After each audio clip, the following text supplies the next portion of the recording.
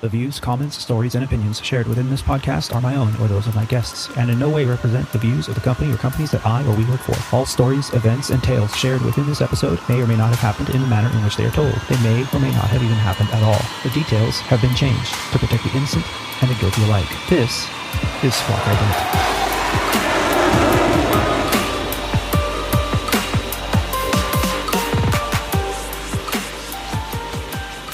You're listening to Squawk Ident, an aviation podcast dedicated to the journey and the challenges surrounding the life and career of Aviator Tony, his co-hosts, and his guests. Together, we will explore the many pathways to an aviation profession, the realities of what a professional aviator can expect in today's marketplace, and we share many stories along the way. I'm your host, Aviator Tony, an airline pilot currently flying for a legacy airline with close to 20 years on the flight line. This is episode 40 of Squawk Ident, recorded on the 1st of May, 2020, from the Aviator Sound Studios somewhere in Southern California. On this episode of Squawk Ident, we are celebrating our 40th show, and I am so very honored to be joined by some fantastic aviators who have had incredible journeys in their aviation careers. Today, we start the show by catching up with the Squawk Ident crew. We discuss a few of today's headlines and how they affect an aviator's career potential. Then, we dive into many stories from our past and what we have learned from our very first experiences in aviation, from GA flight training to our early experiences as flight instructors, to dealing with the adventures of crashpad living while on reserve. Stay with us as we discuss our experiences with you. So whether you're working from home in your respective fortresses of isolation, taking a break from binge watching your favorite TV shows, or out there in public doing your essential part, sit back, relax, and enjoy the show, right after a brief word from our sponsors.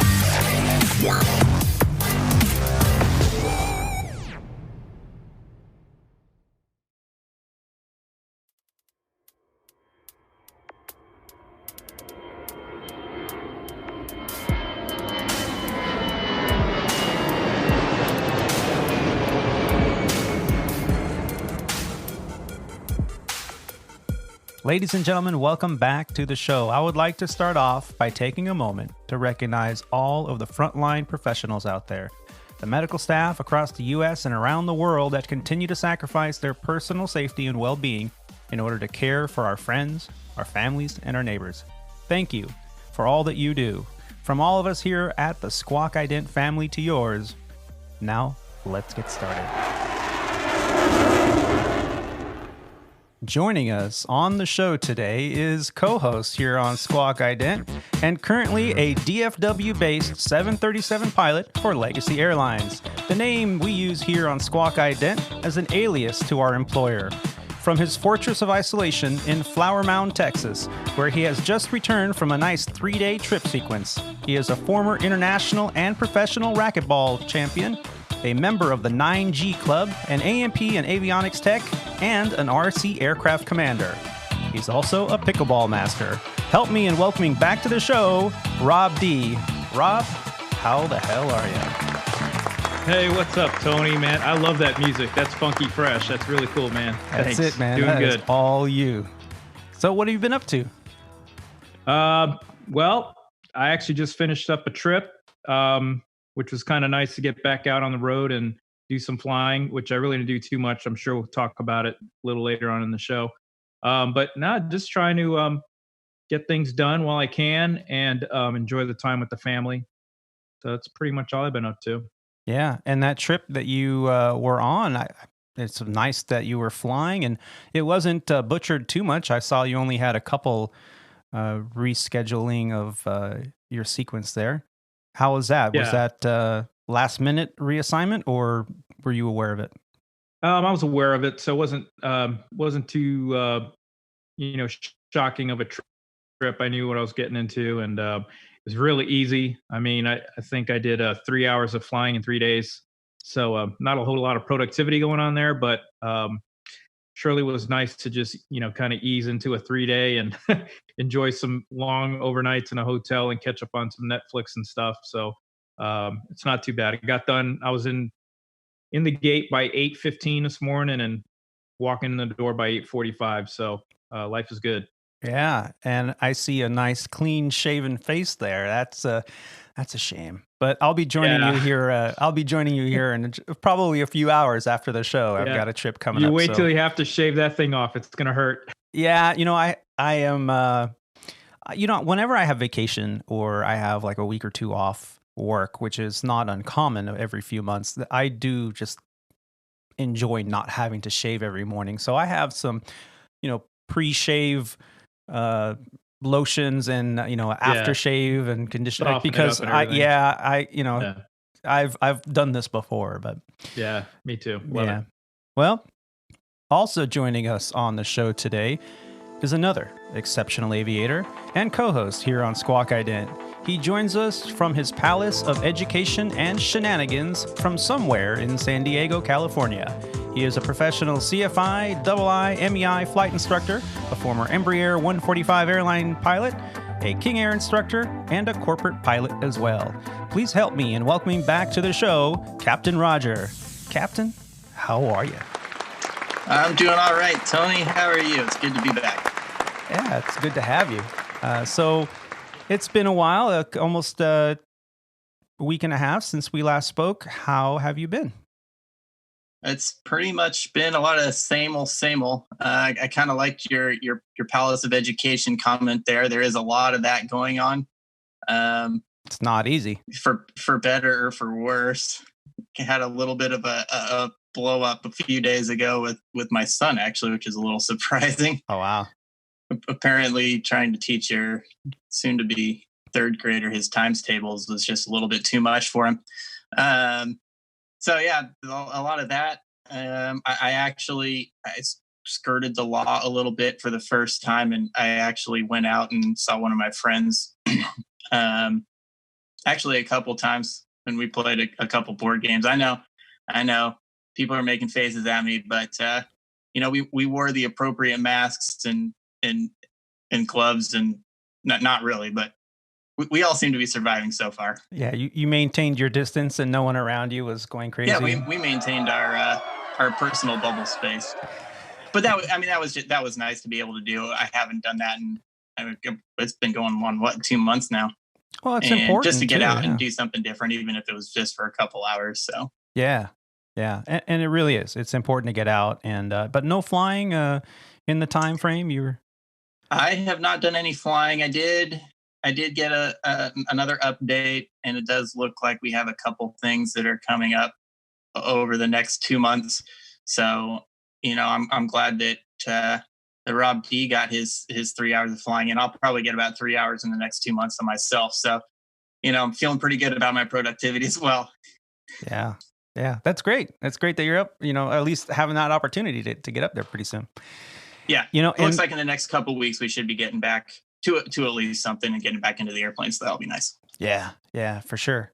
And I'm very excited. This is the 40th show. And I've asked a previous guest to come back on the show. Absolutely enjoy spending time talking to her. And I'm sure that you will too. I'm so very excited that also joining us today, returning to the show for the second time, you might remember the story of her journey from episode 32, Stronger Together, an Aviation Couple's Story. She is an avid runner, a former pilot for Trans-States Airlines, former Sandpiper Regional pilot as well, a LOSA analyst, a pilot mentor, Civil Air Patrol pilot, and currently a Don't Rush Challenge star and 737 pilot for an airline we here call On Squawk Ident Domestic Air. All the way from her family farm in Valparaiso, Indiana, please help us in welcoming back to the show, Jerry D. Jerry, how are you? Hey, Tony. I'm great. How are you? I'm doing great. Thank you. So, here it is. How was the flying that you've done so far? So I have not flown in about 3.5 weeks. I'm on reserve, and I did get called out for 2 days at the beginning of April. And since then, my last two blocks of reserve, I did not get called. So Wow. I get to sit at home, which is really nice. Yeah. Have bags packed at the front door, and I'm ready to go if they do call me. But so far, I'm home. Yeah. And over at Domestic Air, what is your reserve call out? Or do they just have like a window, a short call or a long call, or how is it? It's 2 hours, and that's all we have. We don't have a long call, or Oh, so if so you're on reserve, it's always going to be a 2 hour call out. it's always going to be 2 hours. Yep. Okay. And is that kind of a tight call out for you from your location to your base? I'm an hour drive. Okay. And so if they call me and it needs to be the 2 hours, I just get dressed. Everything's ready. I get dressed and go. Yeah. Yeah. Well, that's great. So it works out. And last time we spoke, we had you on the show with your husband Ty, and today, it was questionable whether he was going to be able to make it for the show. But you have him working on a project in the backyard, don't you? What's he doing? And I've helped a lot on that project, so I'm getting to play hooky from that project right now, which is okay with me. That's great. That's great. Yeah, we ripped out over this, with both of us not flying much. A lot of his stuff has been canceled as well. So we've been home. I think he might have flown once in this last 3 weeks. One of his trips, I think, did go. Mm-hmm. But we ripped out an entire deck and we're replacing it. And then we're replacing part of the area with a patio. So it's a huge, giant project back there. And I'm happy to be in here right now. Yeah. So you told me that they delivered the wood yesterday. So it's like, okay, that's it. Get to work. Yeah, and it was raining the last 2 days. So yeah, he's got his first sunny day. He needs to be working on it. Yeah. Oh, that's great. Well, welcome to the show. I'm very excited. As we mentioned, this is the 40th episode of Squawk Ident. This little pet project that started out here, late last year and has really kind of grown into really a second passion for myself. And I've been very fortunate that I've had a lot of friends that have been supportive, and even the three of you that, from the beginning have been supporting the show, and I'm just love to have all of you on.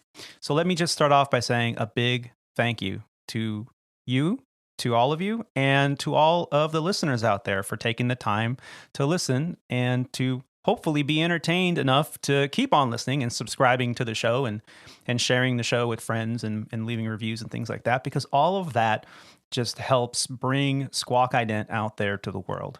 So again, a big thank you. And just a little recap, because this is episode 40, we just wanted to talk a little bit about what we do here on Squawk Ident. We explore the journey of our fellow aviators. And, why do we do that? Well, there's plenty of aviation podcasts out there. They all talk about, the news, or they have interviews with some pretty important people, or they talk about books or air traffic control or GA community. You name it. There's a podcast on everything. It's one of the fastest growing mediums out there. And what we do here is talk about the journey. And that's simply because, as someone who came into this career as a second career for me, I came in a little bit later, not too late, but I was in my late 20s when I first set foot in a small airplane. And I was always curious on, I had no idea about aviation. I just curious, how do you become a pilot? How do you do this? And through interviews and reaching out to friends and family, I learned that, hey, I could easily get my private pilot's license just by doing a study course and renting a Cessna out in Albuquerque, New Mexico, and kind of getting up there and working on my rating. And it was for a long time where I was meeting people and they were explaining the different career paths and the availability of jobs in this industry, where I really thought, wow, this is something I could do. This sounds really great. Well, here I was, on my journey, on my path, and I started to realize that the first thing we talk about when we set foot in a cockpit is, if this is the first time you've flown with the next person that's next to you, you ask them, how'd you get into aviation? How'd you get here? What'd you do before this? And those stories have always been so very interesting to me, because although a lot of them are similar in the pathways, they're all very much unique. And I really thought that journey was interesting enough to talk about it. But that's not all we do here on Squawk Ident. The show has developed into many different styles. We've talked about the shows where you if you've listened to Squawk Ident for a while, there are shows where it's basically an interview show where I ask another aviator or a fellow aviator about their journey. We've had those shows together, each of us independently, where we talk about our unique journeys in aviation. And I've had the honor of being the host of those shows. We also have discussion shows where I'll get together with one or more either co-hosts or guests to come on the show, and we talk about all kinds of things that affect the journey or an aviator's journey in this industry. And right now, there are many, many factors that affect the industry, how to become a pilot, the journey, the pathways, and the stepping stones. And we also have topic shows. Those were all really early on in my podcasting, adventure here, where I would just nail down like 4 or 5 topics and try to talk about them and keep it interesting enough that people would listen. And that's something that we've kind of gotten away from a little bit, but I want to start bringing that back in future shows. So stay tuned, because we're going to be talking a little bit more about those kind of topics, things that maybe a GA pilot or someone interested in becoming a pilot has questions about. So stay tuned. We have lots of segments out there, and things like titles of segments like There We Were and Commuting Nightmares and Long Ass Captain PAs are some of my favorites.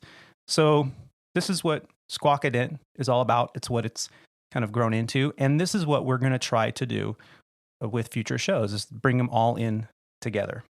And here we are, episode 40. I thought I'd make it a little special and kind of incorporate all of those different styles of shows that we've done in the past into this one. And you guys have been really supportive and been listening. Have you guys had a favorite segment or a favorite show that you've listened to that you thought was pretty good? Jerry, what do you think? I like the There We Were segments, because I like listening to your, what kind of situations you've gotten yourself into. Yeah. Yeah, I like hearing other people's stories of when they're in the cockpit, or and hearing what happens to other people. Yeah. And I'm always so very surprised. I love telling stories, and in the cockpit, especially when you're together, years ago, nearly a decade ago, when we were flying the line out there and at the regional, and you're flying with these captains that have been around for a long time, and they've survived multiple mergers and acquisitions and furloughs and all these things, and they start talking and telling these stories. I was always so amazed, and it seems like in the past 10 years, you get in the cockpit and you're flying with people, and you start to tell about, oh, that's one time and this emergency I had, or this and that, and I'm always so amazed that a lot of them go, yeah, no, I've never really had a major emergency, and they talk about like something minor. I'm like, really? You've been flying all this time and you really don't have, I could name off 5 things that were pretty major in my first 5 years alone, but I was always amazed by that. So yeah, I too love hearing, the stories from the flight line and There We Were and things like that. Yeah. So I can tell you that it makes me feel fortunate. Obviously I have my one big story, but I'm one of those people that sits here and is like, you have all these stories about this happens and that happens, and I have one big one, which we talked about on the show that one time. But other than that, and very minor stuff. Yeah. Like, you guys have way more stuff happen. Maybe I'm fortunate. I don't know, but I'm definitely one of those people myself, actually. Well, your major event, and if you have to go back to listen to that show, that's a great one. But yeah, that being hit by a 6 to 8 pound bird right in the windscreen, and having it shatter. Yeah, Come on. I got a lot of stuff out of the way in one fell swoop there. Yeah, but still, it's just from a number standpoint, I've really only had 2 somewhat noteworthy events, of which that one definitely takes the cake. But yes, for sure. And you And handle. I hope I'm done, by the way. I will say that too. You've made your quota. Yeah. I sure hope so. Yeah, for sure. The odds, I guess that they say that the odds say that that's not going to happen to me again. And my response to them, well, I know it happened. It can happen. So Yeah. Well, when you're flying, what did you say on last time we spoke? A couple hundred hours a year. Statistically, yeah, at this point, the number, I'm numbers, only flying a third, maybe 25% of what you guys do. Yeah. Maybe But once 35. you're flying like 90, 95 hours of flight time a month, your opportunity for incidences to happen and, reactions to non-normal procedures goes up exponentially. So, sure. Yeah. And Rob, what about you? Do you have a favorite show or segment? Well, honestly, I just got done listening to 39, Owen Cotto, and that guy's got a pretty amazing history, and his story was really impressive. I really liked that show a lot, and there's been a number of shows very similar to that one, and so I like to hear a lot about the history and how people got into aviation and got to where they were. I really like that storyline, but I do like to hear, like Jerry and Rogers said, those stories about there I was and this is what happened and this is what I did. I think when I first started getting the aviation bug, a lot of the stories I heard were coming from military fighter pilots, and they love to tell those kind of stories. And I think that kind of captivated me, into the flying aspect of aviation. And so, now that I don't have anything as near as interesting as those guys have, but that's what I love listening to those things, because I also think you learn from it. You kind of compartmentalize, some of these things that you hear, and you say, okay, if I'm ever in this situation, this is what this guy did, and maybe that'd be a good thing to do for me. So yeah, I like that stuff. I've always felt that way, and was kind of disappointed with the fact that when you get to a private company or a publicly traded company or what have you, on the civilian side of things, the information for pilots about accidents and incidences are not as transparent as they are in the military service. At least that's what I understand. Those morning briefings where they talk about everything. If you're an F-16 pilot and you're on that squadron, every morning you'd have a morning briefing and you would talk about all the things that have happened, what resulted from it, and you learn, because those are learning tools. And the companies that I've at least flown for, or I've known people to have flown for, the way it's always been described to me is those companies have some level of liability and privacy that they're trying to protect. And so that information about an incident or accident, they're not as loose in terms of giving that information up easily. Luckily, at Legacy Airlines, they do have a weekly email that goes out. Not all pilots subscribe to it because it's something where you'd have to log into the company portal and put that down as an option that you want to receive those particular emails. But they do have a weekly email that does come out, and they give you all the very generic incidences that happen on what aircraft, where it happened, and they don't tell you why. They don't tell you, what the outcome was. A lot of times, anything major, it doesn't get released at all because it's under investigation. And if it's an incident or accident that's under investigation by the FAA or NTSB, then you're really not going to hear about it because those things last for years. So that's the nice thing about hearing stories from your fellow aviators, is you can absolutely pull from it and learn from it. And that's why I've always been so curious about it. Just, what happened?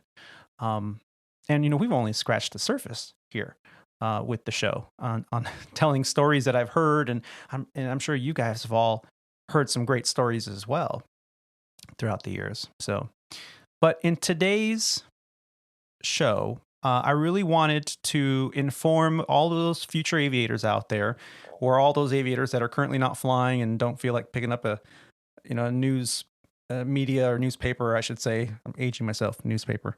And we're going to discuss just a few of the headlines, really to just get the word out, to entertain you, and maybe we're going to tell a few good stories along the way. So let's start off with a few headlines.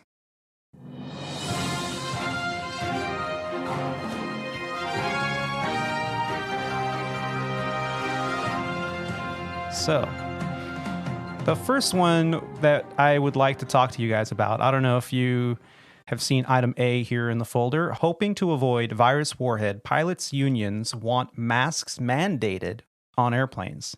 And I'm referencing the NBC DFW News 5 website here. And in it, they're talking about how the union leaders want the FAA to order passengers on all airlines to wear masks. And one of the spokespersons from one of the unions of the Allied Pilots Association, Dennis Taylor, indicated that we are unique in that we are in a tight space. We travel at near the speed of sound. Wow. Really? And we want to make sure that we're not a missile with a virus warhead. That's a little dramatic, but okay. Aaron Strine knows how packed the airplane can get, a frightened sight amid a deadly pandemic when she recently boarded an American Airlines flight from New York to North Carolina. Was quoted as saying, "So I was one of the last people on the airplane, and to walk on and realize how full it was shocking," Shrine said. "And especially coming from New York City," she said, "which has been the epicenter of the pandemic in this country. To see people not wearing masks, it was shocking." And okay, we've all kind of seen these headlines, right? Past couple days where, these full flights, not just American, but a lot of the airlines have had one or two of these flights go out recently where they're full. And so the practice of social distancing has not been something that was easily done. And Delta and United, I saw, and I believe even a Southwest flight had a pretty full flight recently, and it made headlines. So what's the deal? Don't those passengers know that you should only be traveling if you're essential? So why are we having full flights is the first question. The other is, would the FAA really be in charge of mandating that passengers wear face masks? I don't know what the answer to that is. But further in the article, they do mention that while it does support the CDC's recommendation, that's the FAA, that people wear face coverings in public, the FAA does not require plane passengers and cabin crews to do the same.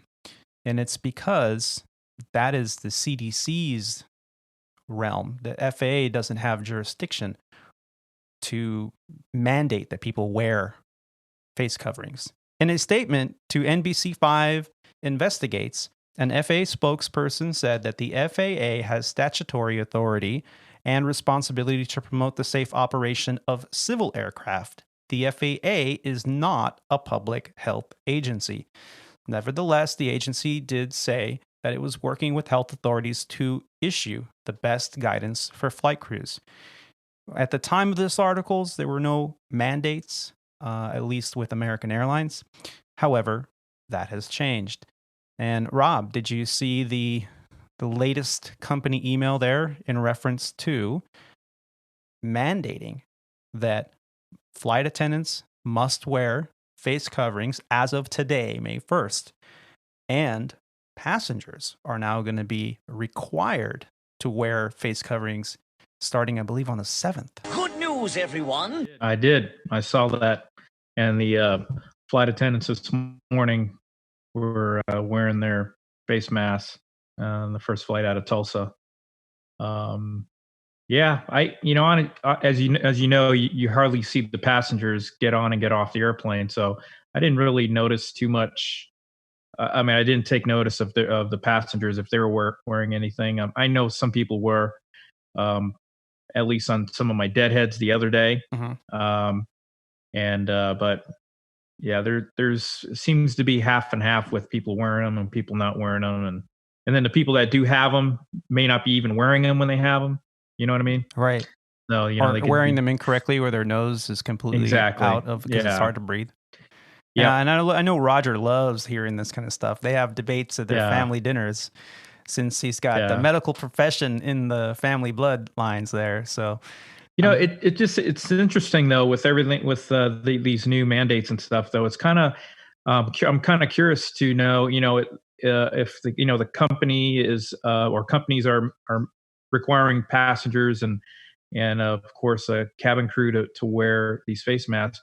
Who enforces that? You know what I mean? It's if you get on as a passenger with a face mask, but then you just say, you know what, I'm not going to wear it on my face because I don't want to. I'm hot. Yeah. Or how am I going to drink my soda if I have a face mask on, So what do you do? right? You give them a Peter form or something and say, hey, you're not in compliant with crew stuff. And I think that's kind of why that question on why they're trying to have the FAA mandated, because our country is not really set up. And not that this is a bad thing either, but our country's not set up for something like this. I mean, you've got, okay, who's making the rules and then who's going to enforce the rules? And then there's also the political liability behind all of that. Okay, well, if I'm going to make you wear a mask, well, now you're infringing on my civil rights, which we've all seen a lot of people, that the far right libertarian, which don't get me wrong, there's I think some decent ideas there, but in this case, they're really like, you're infringing on my personal rights when we're trying to, keep people safe. But then who's going to enforce it?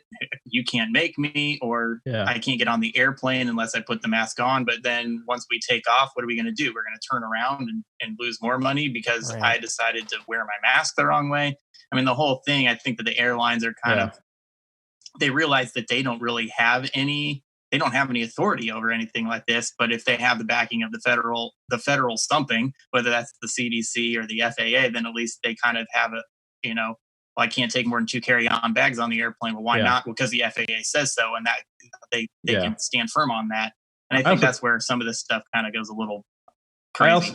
I also think it's kind of posturing, and if that's the right term to put it, as far as like, hey, we're being safe, come fly with us, try to entice people that have been, kind of hesitant to get in the air again, to say, hey, we're doing everything we can, flying is safe, people are doing it, come on board. But like you said, Roger, and like I kind of mentioned earlier, it's very rare that the FAA even enforces any kind of passenger violation. I mean, we had that United Airlines incident a couple of years ago with that doctor or whatever refused and got beat up and dragged. And nothing happened from that. I mean, obviously we don't know all the really specific details about it. Yeah. But I mean, there's so many things that happen, and there's rules and regulations and fines, but it's very, very, very rare that those are actually enforced. So it's especially now.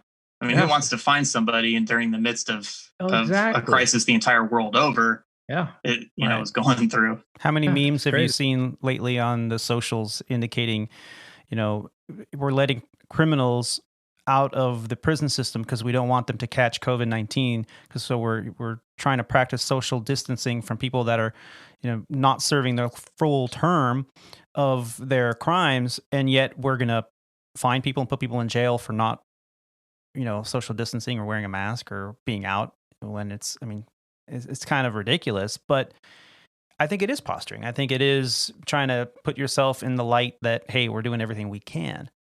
And Jerry, what about you at Domestic Air? Are they doing any kind of requirements to safety, personal protective equipment?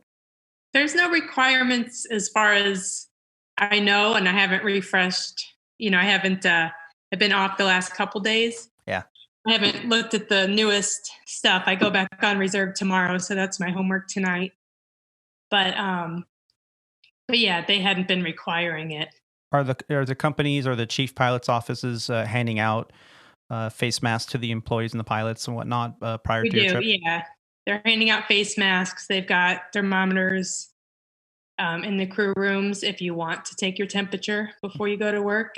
That's not required, but you can. Mm-hmm. I don't know if they're doing the same thing at Legacy. As of right now, it's the flight attendants through the TSA. So the TSA will be doing spot monitoring and it's a requirement that they have less than 101 degrees if they have more than 100, or is it 100 or 105, 100.5, something like that. If it's more than 100, they then get a couple checks, takes, do-overs, and get 5 minutes sit time, cool down time. Because if they were, huffing and puffing it from the parking lot, they'd make it on time. Their temperature might be elevated and stuff like that. But yeah, and I think it's also under the supervision of a manager or a supervisor also that's supposed to be there at the TSA, witnessing this whole thing too, so that there's no, he said, she said kind of thing. Right.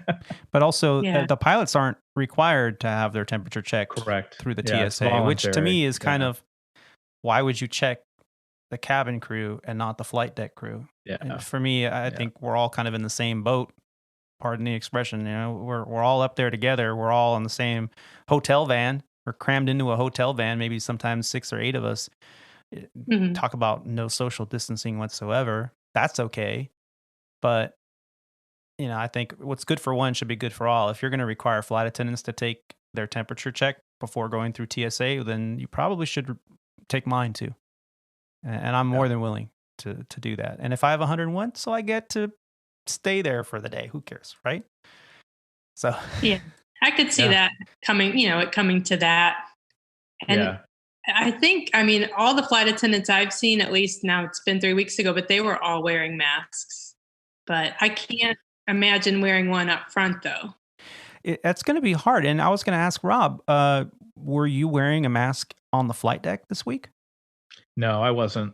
I didn't wear one on the flight deck. I haven't been. Only when I ride in the back, I do. But up on the flight deck, I haven't been. Just, oh man, it's kind of a annoyance with the microphone and the mask there. It's just, and I haven't flown with anybody that has worn one. I flew with one guy that wore a mask to the flight deck, and then he took it off when he got there, and then when he got up to, when we were done with the flight, he put it back on, and that's what I've been doing. The last time I flew was April 7th.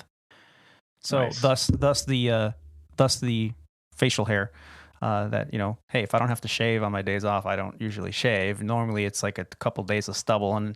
But so I'm very proud of this, which is, I'm going to have to say goodbye. It's going to be a tearful event saying goodbye to my beard. But, I've had a lot of fun with it. And, but, oh man, I don't know how people do it. I don't like it. It's just too itchy all the time, even though I condition and, comb it out. But I look like an old man too. But yeah, but the white hairs give it away. Is it? Yeah, I don't know where those. Yeah. I must have been eating a powdered donut. I don't know where that came from.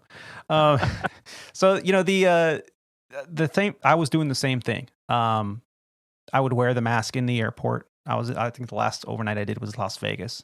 Walking through the Las Vegas airport, wore the mask, got on the airplane, I did the walk around, came back from the walk around, took the mask off, put it in my back pocket. Which, it's funny. You get your keys, your wallet, and your cell phone. Those are the 3 must-haves before you leave. Move from, leave your house, leave your room, whatever. I always have to have those 3 things with me.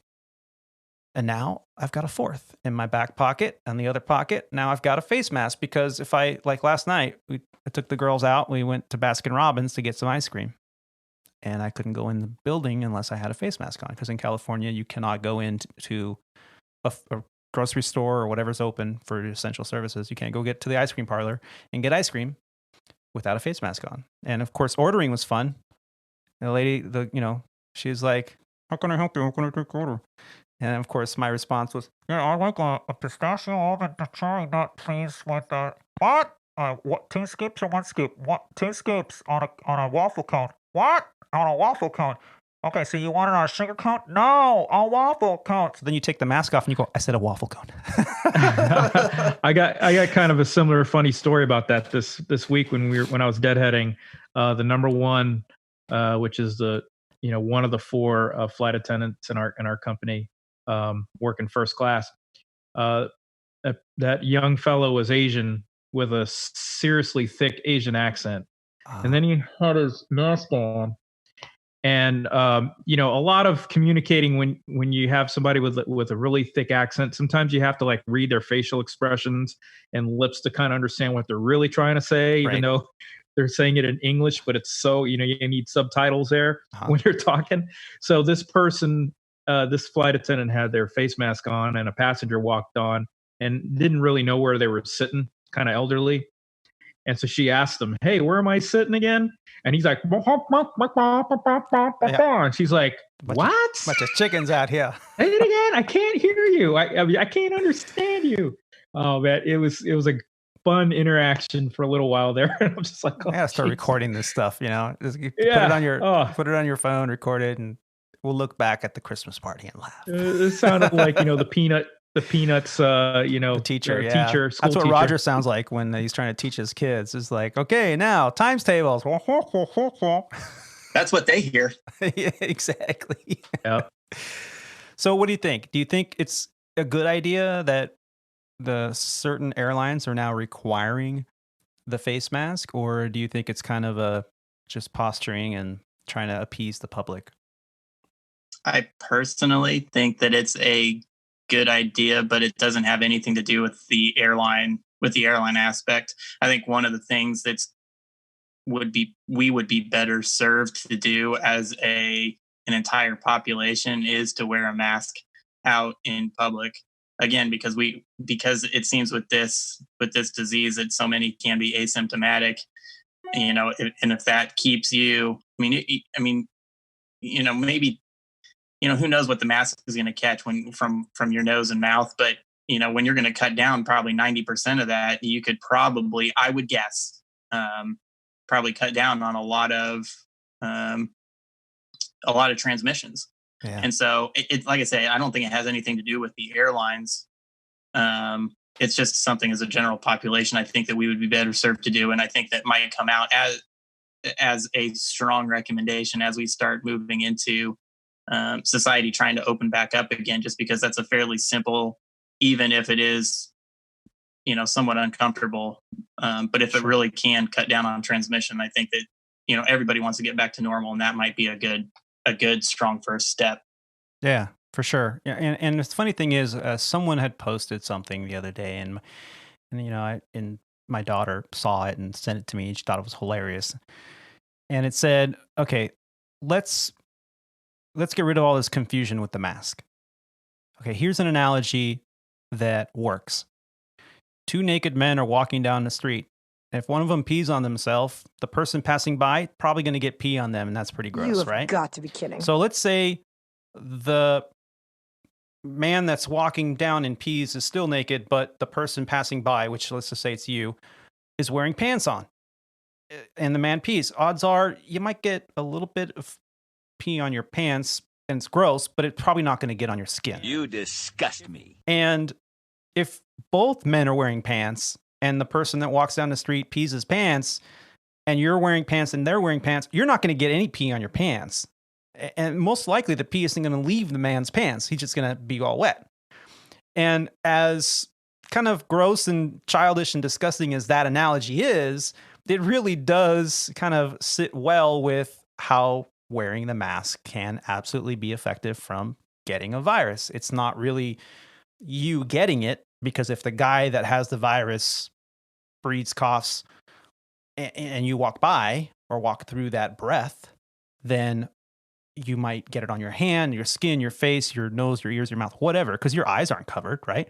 So, but if you're wearing the mask and you have it and you cough or sneeze or breathe, odds are it's going to be trapped in your pants. I mean, your mask. So it was kind of a cool little, meant to be funny analogy, but it really does suit the purpose. I hope that wasn't too gross. That was a good one.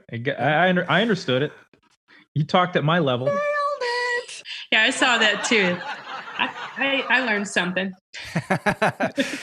So, all this, all these mask wearing, not wearing, who's requiring it. It's just every day it changes. The latest this morning, I got up and kind of started taking a look at these things. And from CNBC, in an article that they wrote entitled, "Most U.S. Airlines Will Require Passengers to Wear Face Masks as They Guard Against Coronavirus." This article was written yesterday, April 30th. And in there, they give you a little bit about who's doing what. Major U.S. airlines on Thursday said that they will require travelers to wear face masks on board their aircraft as carriers take steps to try to protect the health of passengers and crew. Delta's policy requires travelers to wear a mask or other face covering in a check-in area, premium lounges, boarding gate areas, and on board while on the entire flight, except during meals. So you have to wear it on the flight. But if I hand you a sandwich, it's okay that you take your mask off, eat the sandwich, right? And yeah, can you pass better? Oh yeah, here you go. That's fine. Then just put the mask off when you're done. That's okay. I get it. But also, they're urging passengers to wear them while they're in security lines and in the restroom. United will also start requiring masks for passengers as of today, May 1st. America's policy goes into effect May 11th, so there's the answer to that one. Frontier Airlines issued a similar requirement that goes into effect May 8th, and JetBlue Airways earlier this week became the first U.S. airline to mandate masks for travelers. And in a quote by Frontier CEO Barry Biffle, "We want our passengers to feel comfortable when flying with us by protecting themselves and their fellow travelers as we all navigate the COVID-19 pandemic." So a lot of airlines are now all coming on board. Some airlines, like American, also plans to distribute sanitizing wipes for travelers starting next month. So when you board, they're probably going to hand you a sanitizing wipe. And if you don't have a mask, they'll probably issue you a mask because it's required. You can't be on without the mask.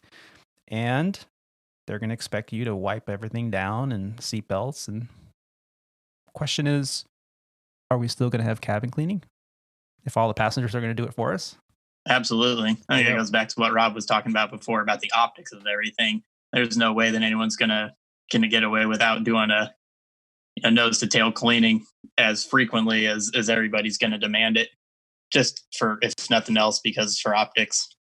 Yeah, I think it's also going to be a kind of a advertising competition on who can talk about how clean their airplanes are coming up next. I think that's the next phase of getting people to come back and get, how quickly can you attract people? And a lot of it's going to be, our planes are clean, we're smoking, we're sanitizing, we're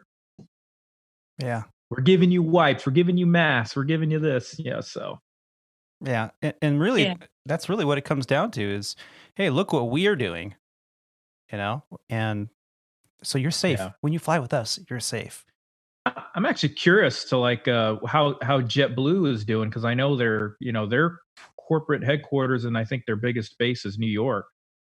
You know what I mean? And that's probably, I think it's along the lines of all the other lines asking people to wear masks and everything. But just New York being the hot spot of this whole thing right now.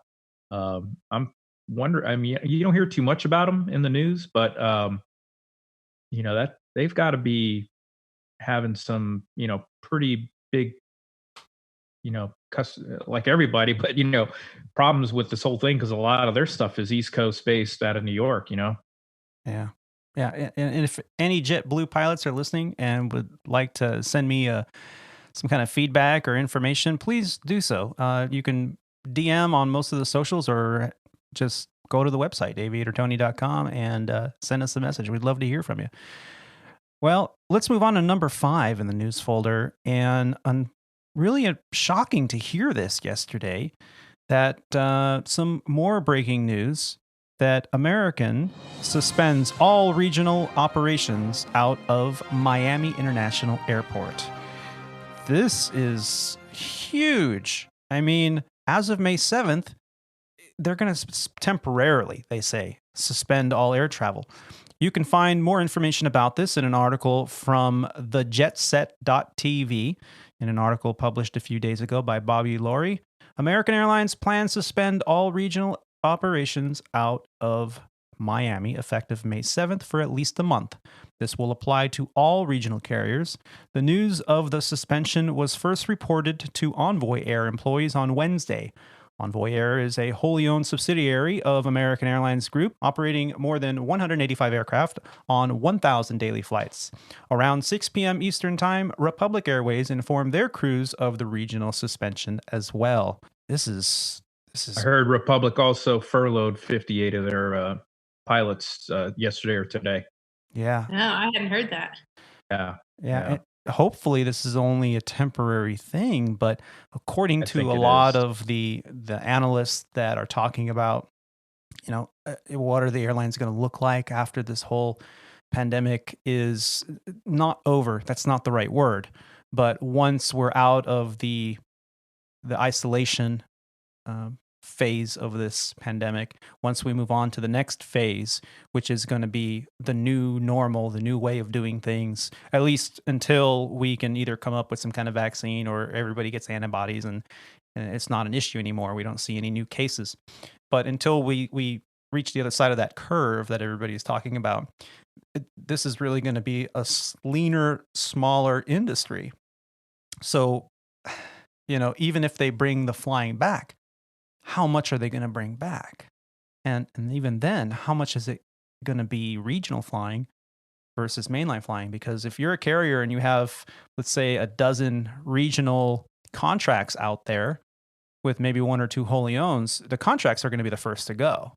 And then the wholly owns might, get shrunk down, more lean. The only good news out of all this is the fact that the retirements are still going to happen. Those projected retirements over the next 5 to 10 years are still really big. The hiring, or maybe even sooner with the way they're doing the voluntary permanent leaves too. Yeah. And Jerry, did they do any voluntary leave of absences or early retirements over at Domestic Air in this whole thing? They have done voluntary time off.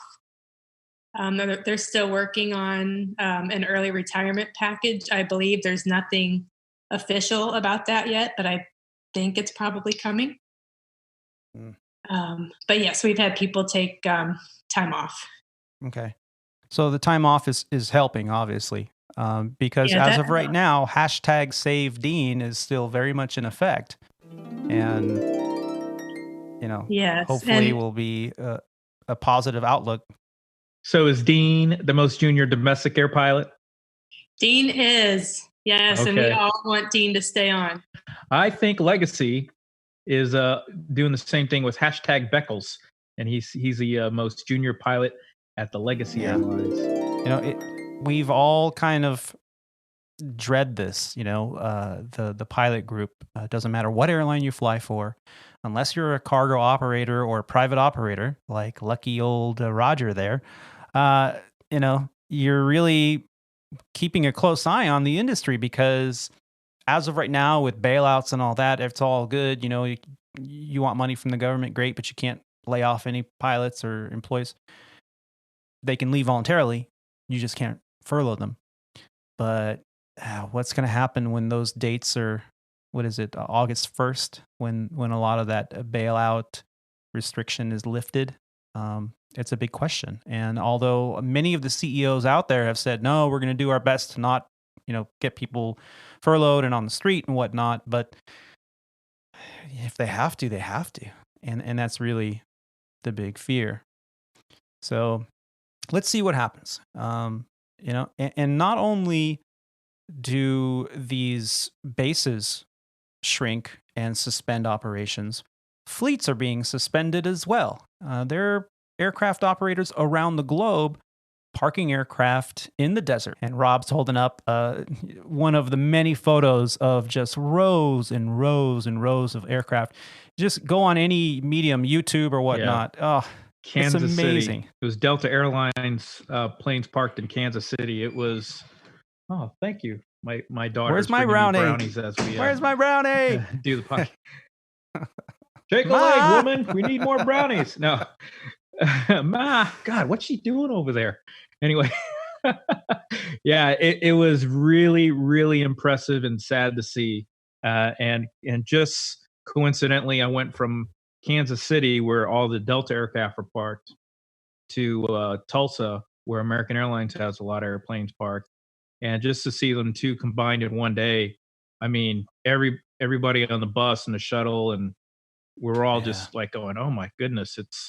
It really drives it home when you see the airplanes just sitting on the ground, because you really it's you really don't think about how much is in the air at one time. You know what I mean?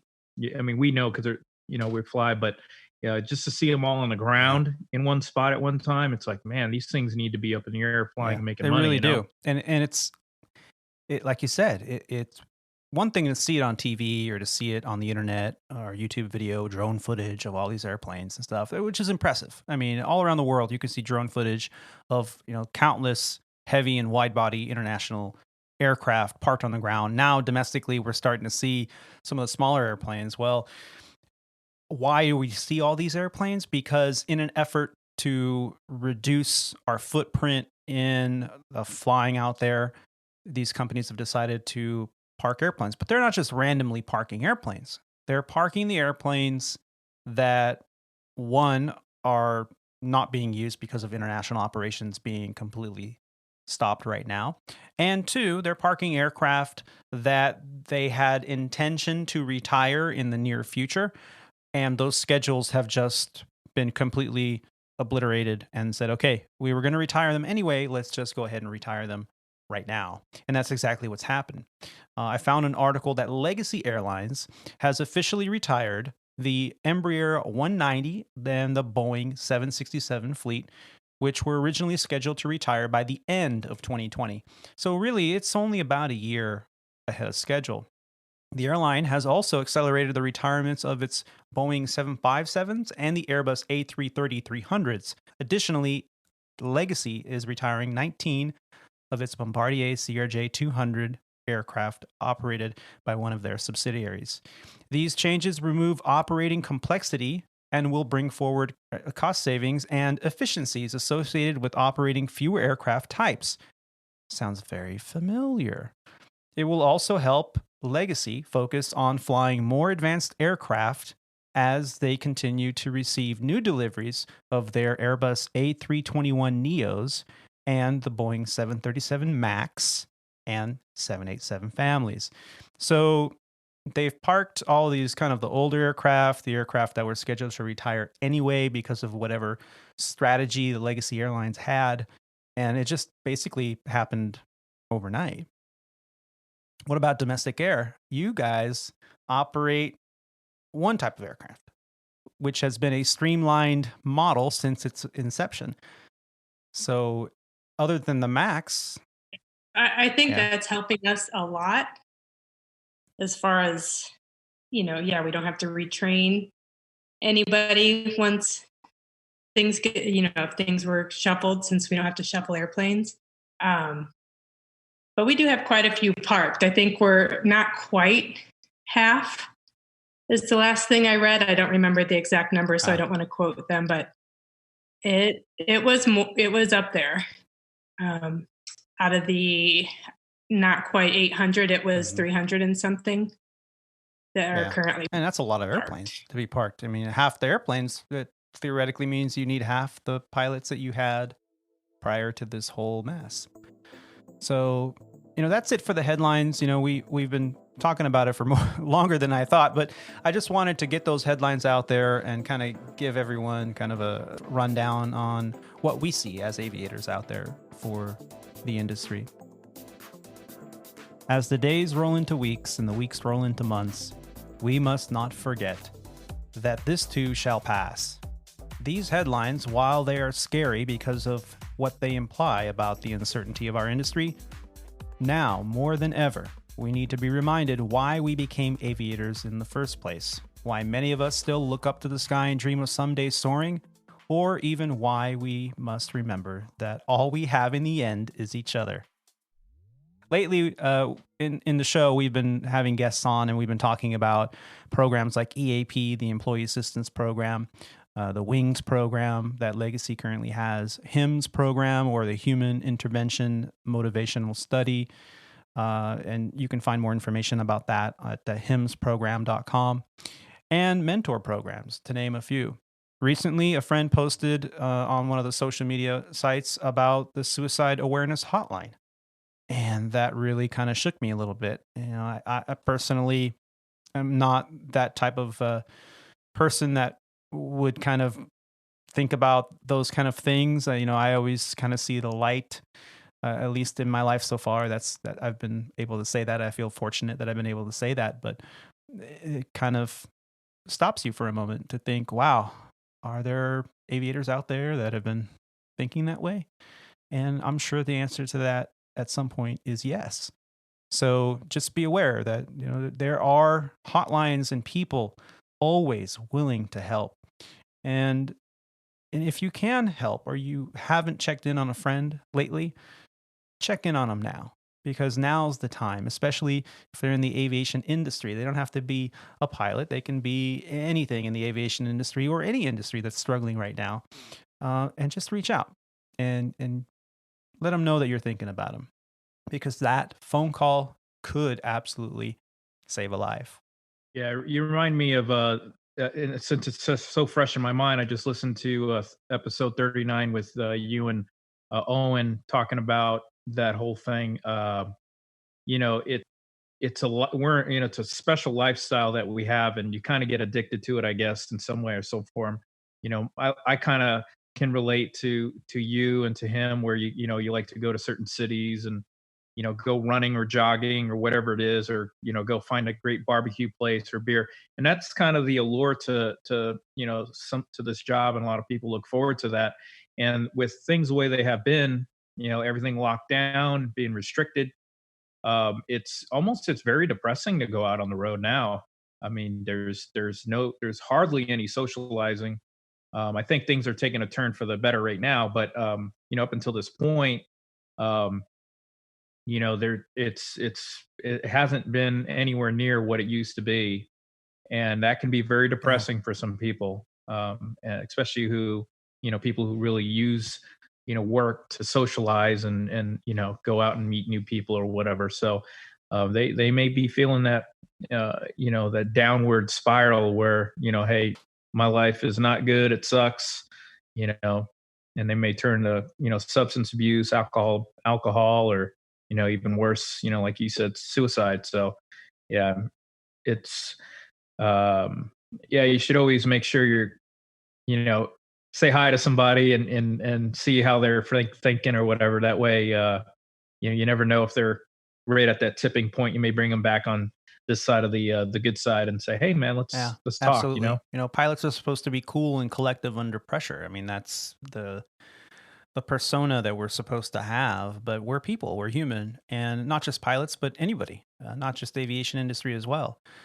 When is enough, and how many people are suffering in silence, not talking about it, keeping it all in. And that's, that's the dangerous I'm a talker. part, yeah. I mean, I stub my toe and I tell everybody, oh God, I stubbed my toe, come on, man. Yeah, that piece of furniture jumped right out in front of me, man. Damn toe, man. What the hell? So, that's me. But a lot of people aren't like that. A lot of people, they keep it in, and it's tough. Yeah. And there might be people, like, I think we're all probably lucky and we have significant others that we like, but some people don't. And they might be stuck with somebody that's... Yeah, that's true. Yeah. You never know what's going on. So it's always be kind to one another. That's one thing. And yeah, just say hi. That's a good start, That's it. It all starts with a smile sometimes, or although it's hard to do that with a mask on. Hey, how you doing, buddy? What's going on? It's all good. You just got to see if they can smile with their eyes. That's kind of how it goes. That's right. That's right. So let's move on to the next part of the show, which I'm very happy that I have the three of you on the show with me, because I want to talk about some of the biggest challenges that we've had in aviation and tell a little bit about there we were. Talk about the stories from the flight line. Could any of you have ever imagined that this is what we would be dealing with when we first started out on this adventure to earn our wings? I'd venture to say, no way. Our biggest challenges back then were things like, how do I figure out that crosswind component again? And does it exceed the limitation? I don't know. What are the biggest challenges that we've had in GA? And if you guys can remember back far, Roger, let's start with you. What were some of the very early challenges that you can remember, the hurdles that you struggled with and you overcame in your private pilot rating? Well, for me personally, remembering back, the biggest challenge for me, quite frankly, was juggling that with going to school full time. I took up flying. I think I mentioned it before when I was in college, and when I decided that I was not going to go into the medical field, and I was going to go into aviation, I still stayed in school to finish up my degree, and so I just did my private and instrument training in my quote unquote spare time. I still have a degree in a basically a biology and chemistry weighted field in nutrition, and so I still had labs. And I'm not going to lie, my grades did suffer a little bit. Now, fortunately, it wasn't that bad, but they definitely did suffer. And the flying actually was a little bit of it was a secondary thing to me, because I was fortunate enough that my parents were primarily helping put me through school, and I owed it to them to put my best foot or primary foot forward in terms of staying in school and being successful in that. And so then I had to basically fund my own flying and do the flying on the side. So then I've got the financial burden that came down to me because I was not getting any help for that, which meant that I had to find a job to do in order to pay for it while going to school. And so it's like I had, school full time. And then I mean, there were times where I worked 30 to 35-hour weeks when I was in school. And then there was the flying that kind of came after all of that. And so for my private, my instrument, they took me longer than some people because I was doing it very much on this side. And while I was going to school and working for, in order to pay for it. And so that's definitely the thing that I remember the most about that. Just sometimes I look back, all those things that your parents tell you about how you'll wish that you were young again. Sometimes I wish, I think I missed a little bit of the college experience because of that, because I was just so busy. I did not party. I didn't do any, like the typical college student. I didn't do any of that because I was just swamped doing everything else. And I kind of regret that a little bit, mostly just because, college was looking back, those were some of the greatest times, even despite all of that. But flying was just, kind of part of that in that time of my life. Yeah. Yeah. And I can understand. And I remember you talking about juggling all of that. Sleep was something that was a very rare thing for you. Man, it was terrible sometimes. Like I worked in the intramural sports department, and I would ref basketball until midnight. And then I had a 5 a.m. biochemistry class for 2 quarters in a row. It's like, it was killing me. Now, I couldn't do it now. Fortunately, when you're young and dumb and invincible, it's a little bit more possible. But holy cow, it was definitely, it was hard. Yeah, there's a reason that we do college when we're young and still forming those precious brains of ours, because once you get older, you either have too sensible to go through it, or it just becomes that much more difficult. So, Jerry, what about you? GA experiences that you'd like to share? Yeah. So after getting my private pilot license, I remember just switching over to learning instrument rating, just how much harder that is, getting your mind into, it's just a whole different way of flying. Yeah. And I just remember initially having more issues with that than private pilot stuff coming more easily. Yeah. And I remember one particular flight, I'm flying with my instructor, and we're flying an approach, and I must have gone below minimums, or I don't remember exactly what I did wrong, but my instructor, and this stays with me to this day, Brian, who's at Legacy with you guys, he just pipes up and goes, ring, ring, ring, ring, Mr. and Mrs. Bryhan, I'm calling and I regret to inform you that your daughter has passed away.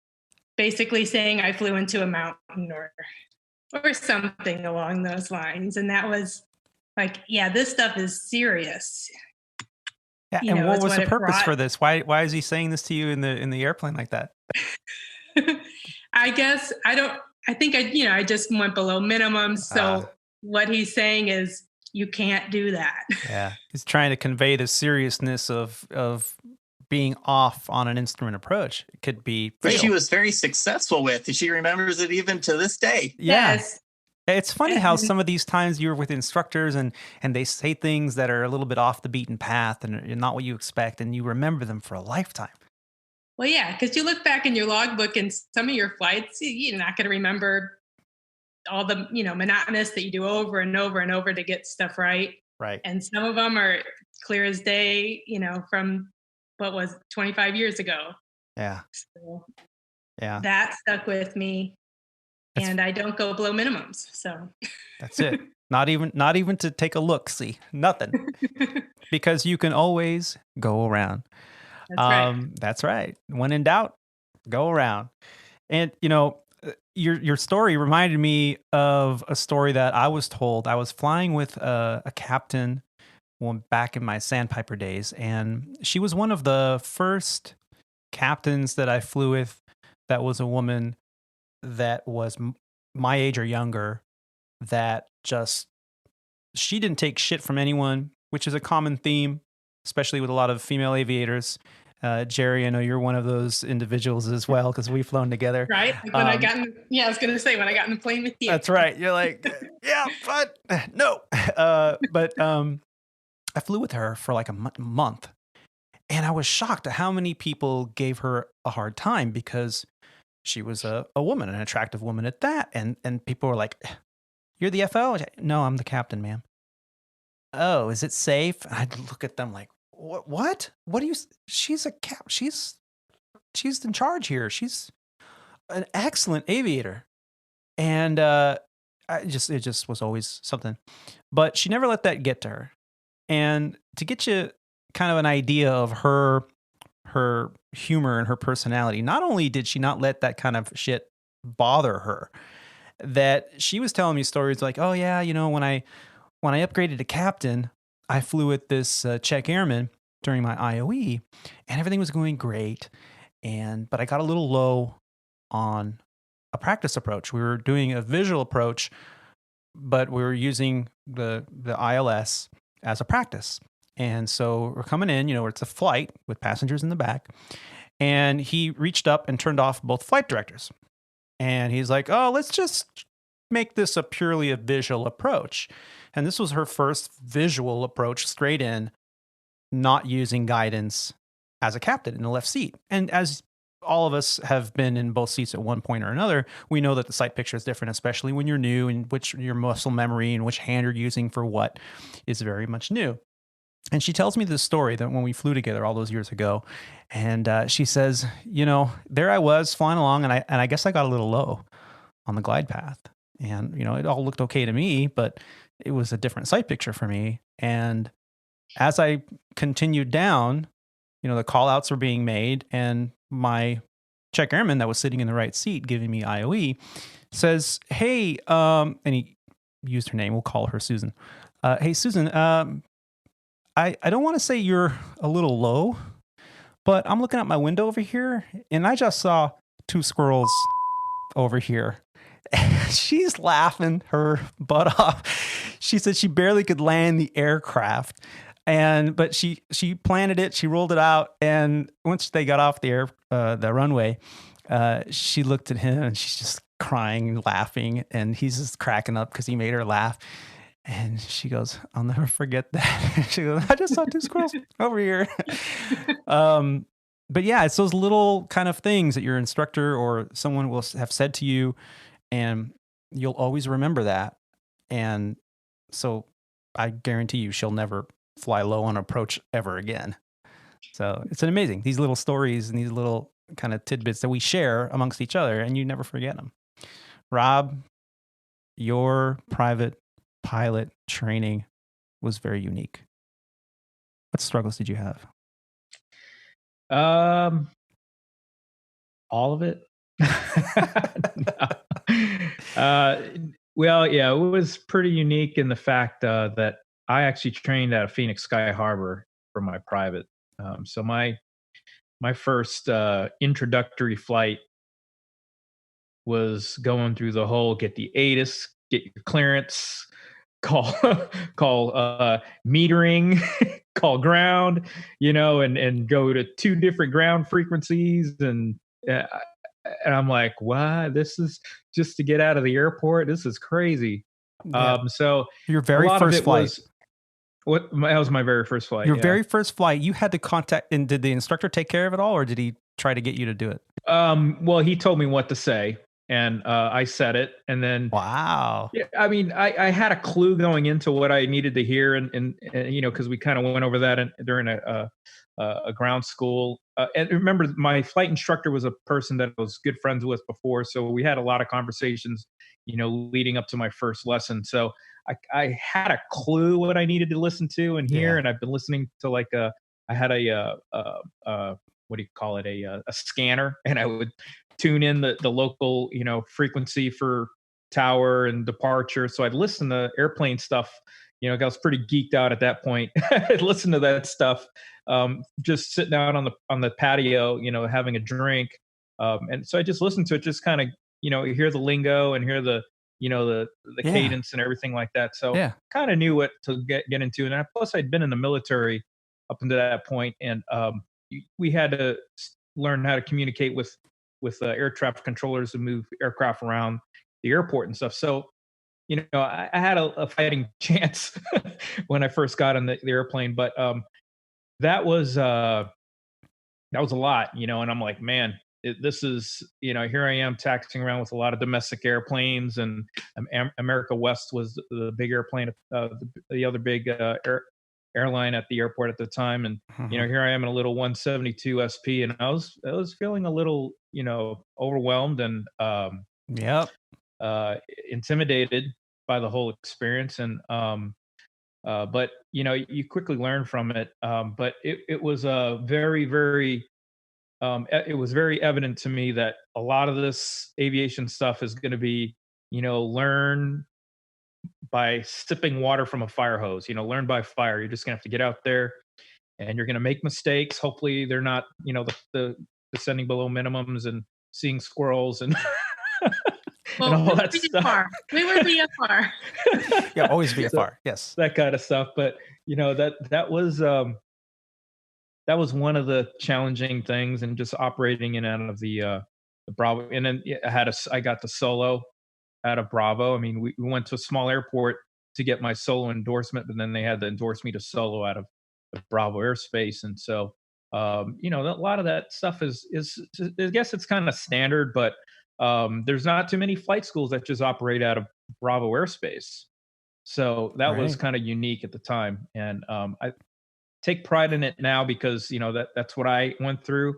But, that it was overwhelming. So, if you're a future aviator or whatever, thinking about getting into it, the radios, there's just a person on the other end of the radio. So you're just going to talk to them like we're talking right now. If you'll pick up the lingo eventually, but just as a human being, hey, I'm a new pilot. Help me out here. What do I need to do? What do I need to say? Say again. Yep. So and you raised some great points here that I haven't talked about or thought about in many years. You were listening to a scanner. Okay, now we have live ATC. Anybody with an internet connection and a cell phone or a laptop or tablet or whatever. I mean, even a laptop. My daughter goes, "Oh, you use a laptop? No one uses a laptop anymore." Right. Yeah. So anyone with liveatc.net, and I'll put that in the show notes. Anybody can listen to any airspace, any live ATC. You can listen to archives. If you're a pilot out there flying the line and you heard something weird or something funny, just jot down the Zulu time, which is usually displayed on one of your screens in front of you as an airline pilot or a commercial pilot, and then jot down the frequency, and you can go back and archive. Search for it, and usually I think it's a 30-minute block. You have to find it. Not all frequencies are of the same quality. Sometimes there are multiple frequencies all rolled into one, so you might not hear your audio clip that you want, but a great way to train, great way to study. I too had the little handheld scanner that I would sit there in both my office at home and then later as I became an instructor at my office at work.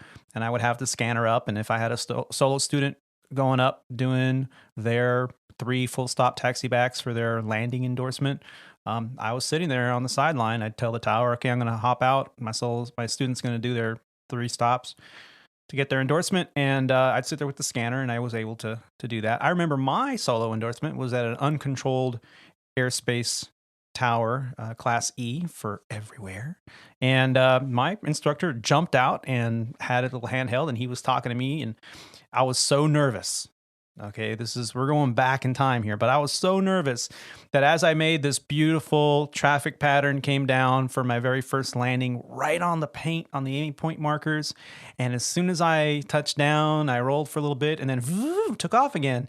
And I can hear Luca, which he's been on the show now a couple of times. Luca goes, no, Anthony, full stop, please, a full stop. Come back, a full stop, okay? Do full stop, a taxi back. Okay. Okay. So there I was, and he was doing his due diligence. What airport? That was in Albuquerque. This is at Double Eagle Airport. Just northwest of Albuquerque International. Nice. And he was cracking that whip, and at the end of it, just a great experience. But I was at the polar opposite of what you were experiencing. You were thrown into a Class Bravo airspace as a student pilot on your first flight, and your instructor even had you talking on the radio, something that most people that are new to aviation don't even start talking on the radio until maybe their third or fourth lesson. False sense of confidence. Well, my hat's off to you, man, because you mentioned drinking from the fire hose. I think you're drinking from the river, buddy, because that's a lot to handle especially on a first flight in GA. There was a lot of ums and ahs on the mic. I bet. And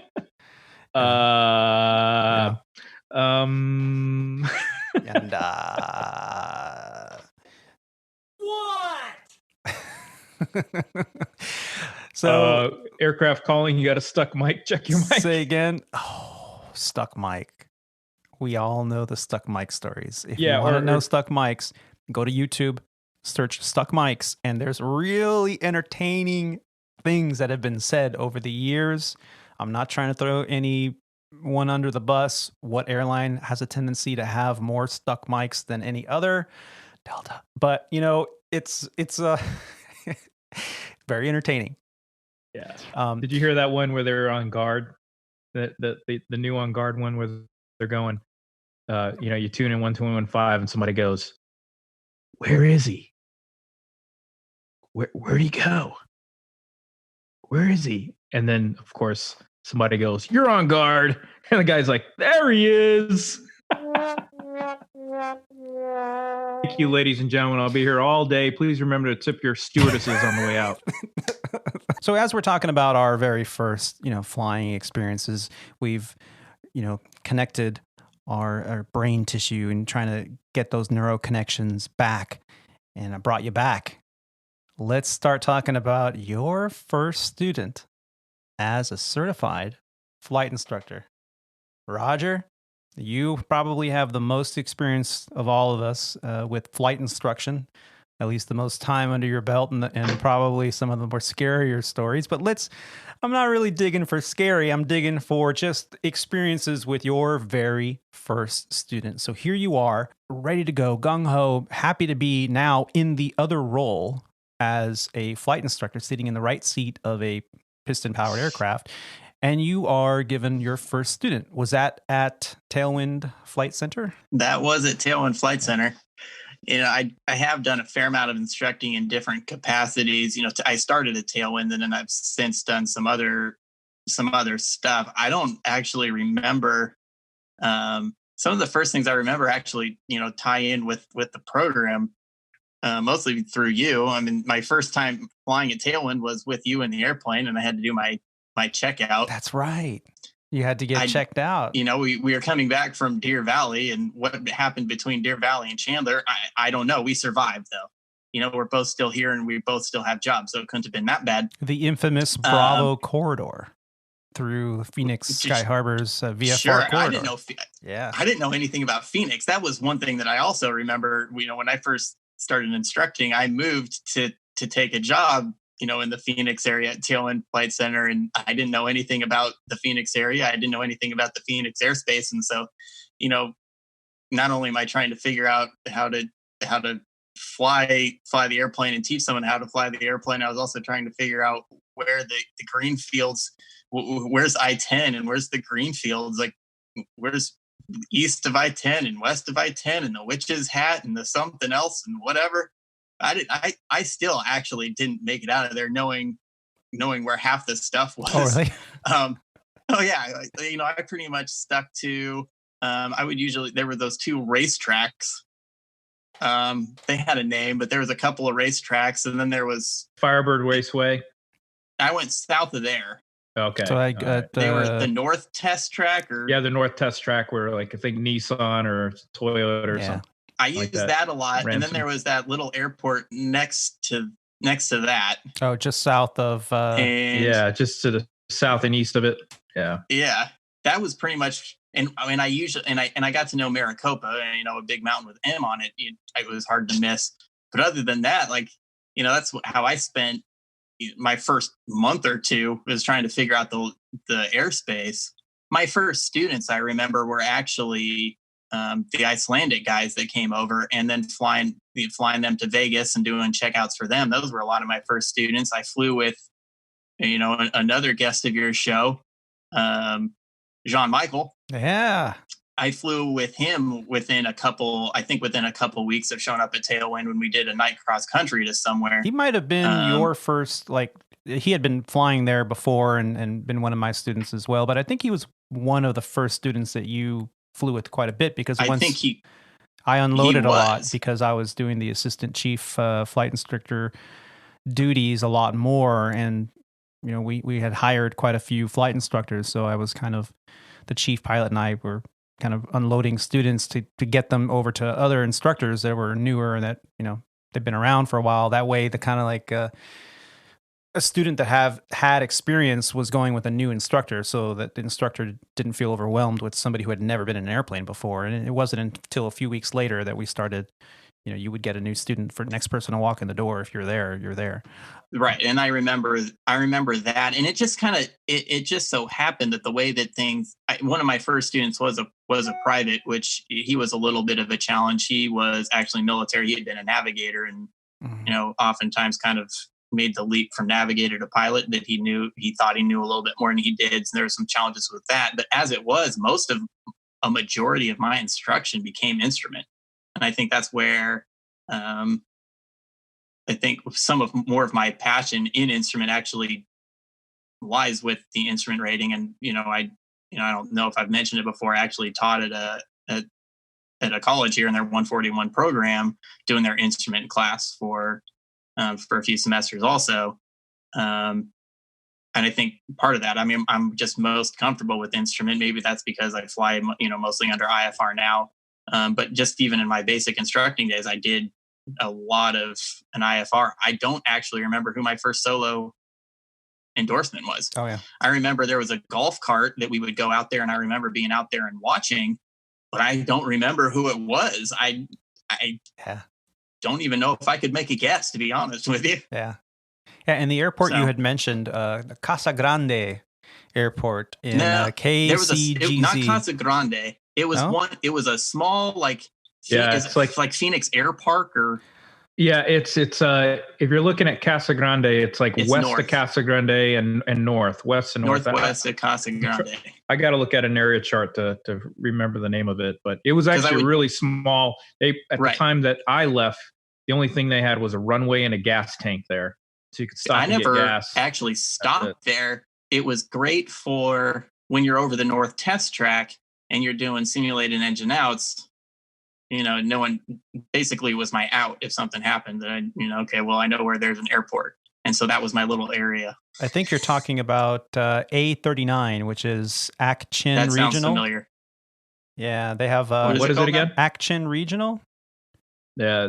A39, which is just west of Casa Grande, northwest of Casa Grande by maybe I don't know, 5 to 6 miles. S- That's the only thing the I can see. A39 sounds right, and that location sounds right. I don't recognize the name. Yeah, of Indian it, but Reservation. It could have changed. That was a while ago. Yeah, now. that's true. Yeah, Casa Grande, I remember that's where I used to log all my instrument approaches, because when the Phoenix area was busy, there's no way you were going to get an instrument approach into one of the surrounding airports around the Class Bravo, because Phoenix Air Traffic Control just didn't have time for you.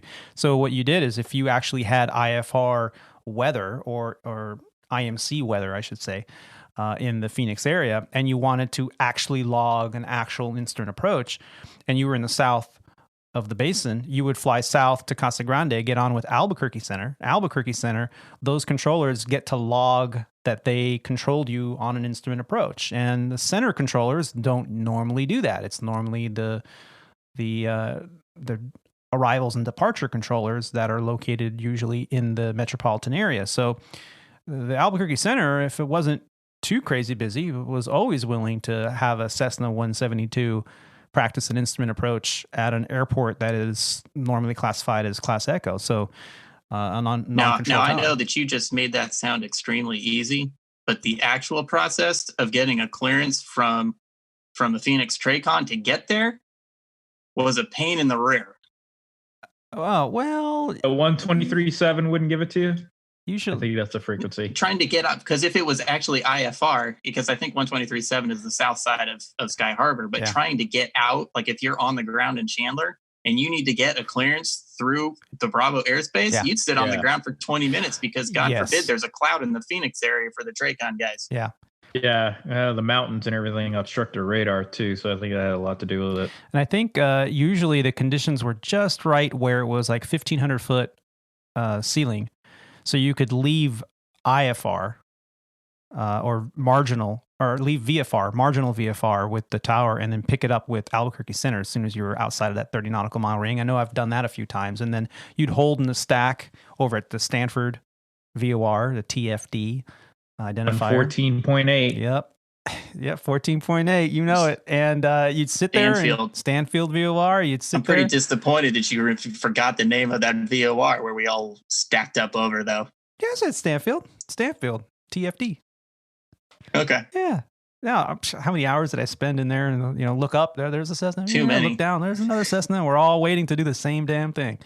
And when the guys in the north side of the basin in their flight schools found out that was the best way to do that, they would try to get that IFR clearance to go through Bravo to come over, and they often couldn't. So they'd go either up to 10,500 feet and try to cross over the top if they can pick it up that way, or they'd go all the way around to the west and just stay out of the airspace to come around, and we'd all be stacked in the stack. And after a while, you tell your student, it's not going to work out because we'll be here all day. Your entire hour lesson is going to be holding and not shooting an approach. So let's just go back. So, but then there was Tucson. You could always fly 45 minutes down to Tucson and shoot an instrument approach there, and just.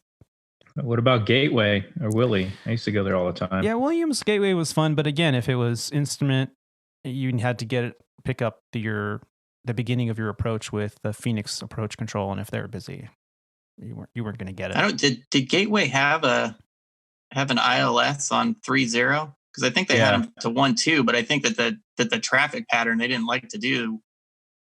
Yeah, they had one, the 3.0 center, I believe it was. Was there? Yeah, whenever you went missed, they'd vector you out to the east, down to the southeast, and come all the way back around onto it. Yeah, they'd vector you out pretty far though. I think you'd end maybe up that doing was like because in I didn't a 172, go there you'd see like a 20-mile final. Yeah, I didn't go there very often. I don't really remember why, but there must have been some kind of reason. I don't know, but those were the days.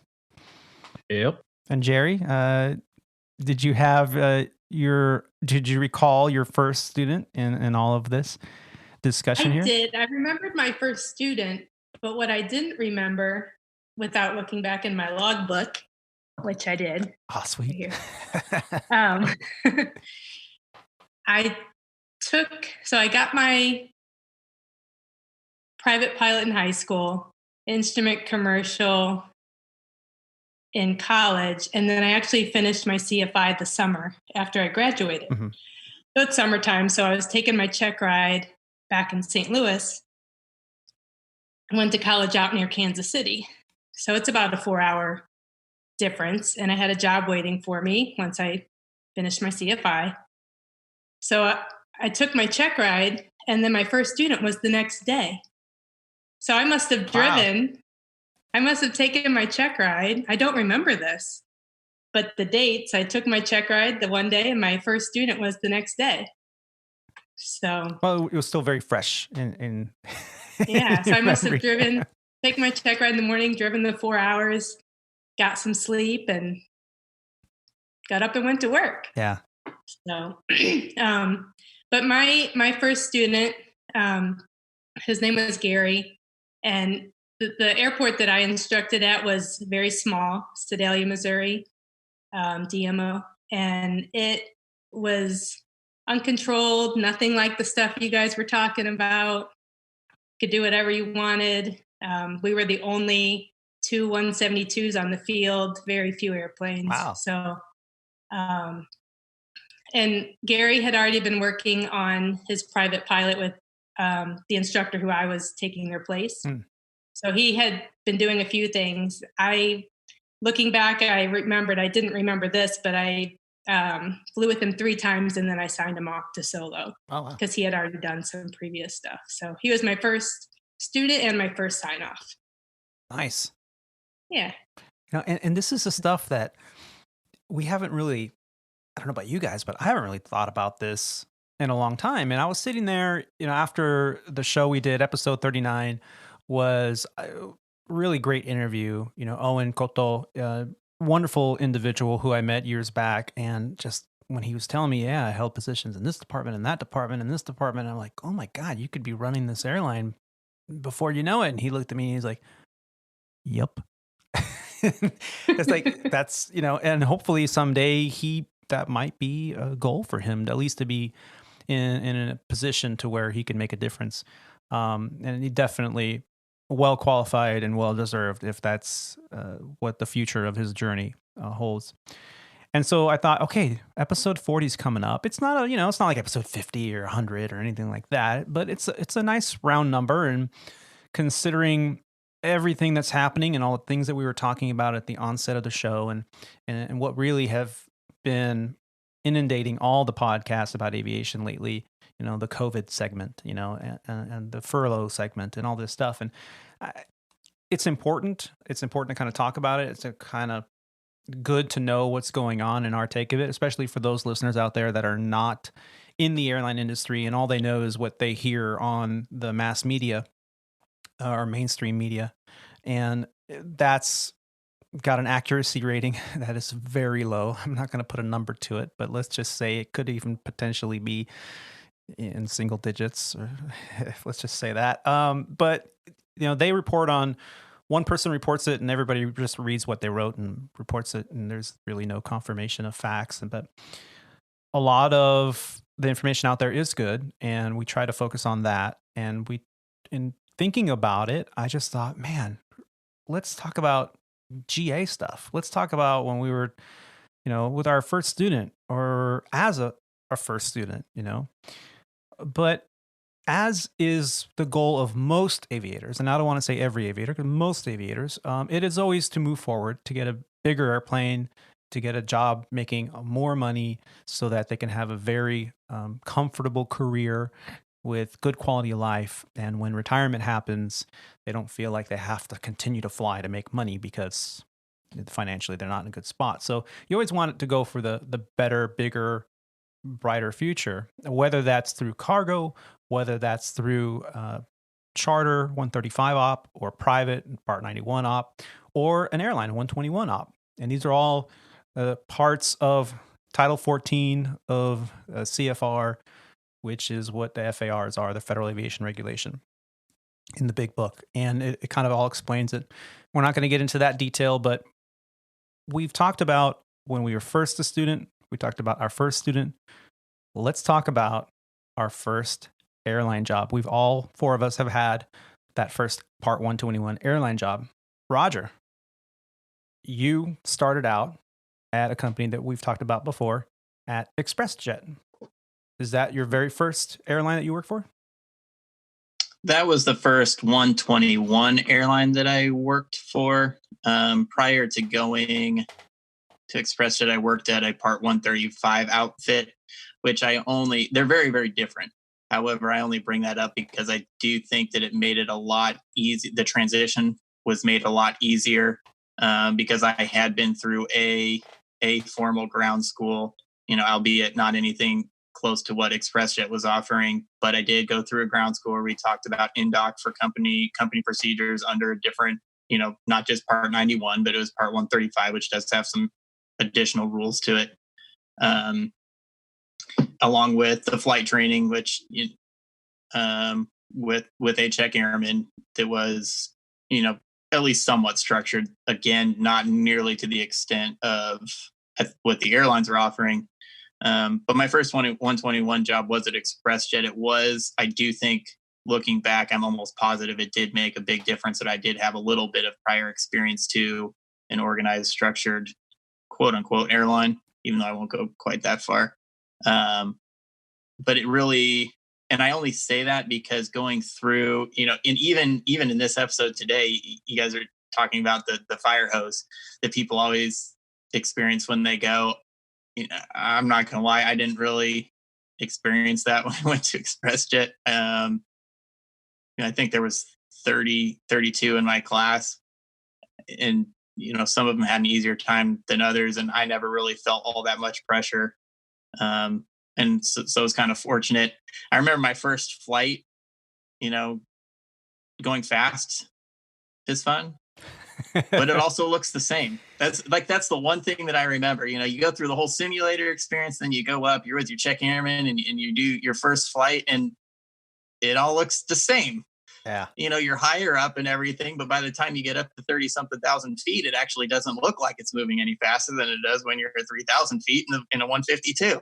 So it was almost like a little bit of a letdown and a disappointment, because it all looked the same. Yeah. And I've had the opportunity to do a number of different things since then, and I still very much enjoy it. Don't get me wrong. But I'm I got to be honest. It was a little bit, that first flight, the first revenue flight, and there's people in the back, and we closed the door, and it was a little bit of a letdown because I remember thinking it all looks the same.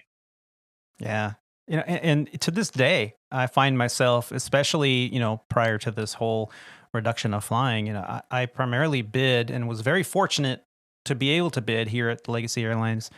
A lot of the flying that entailed going to Hawaii and coming back.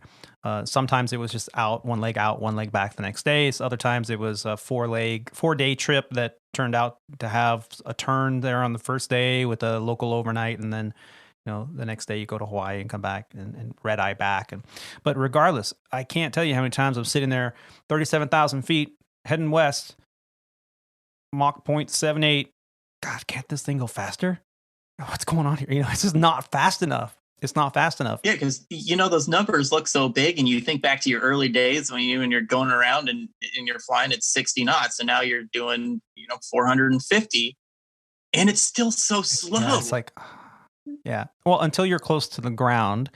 And example, you take let's just say 150,000 pound aircraft, like a A321, and you're coming back from Hawaii or you're coming back from a trip and you come to land and you're landing at LAX and they tell you maintain 250 knots till advised. So you're 250 knots coming through 10,000 feet in a fully loaded aircraft. You got 190 people or so on board, and you're on the arrival path on altitude, and you're maintaining 250 knots because they're trying to space it out to make this whole zipper augmentation effect of the close parallel runways or whatnot.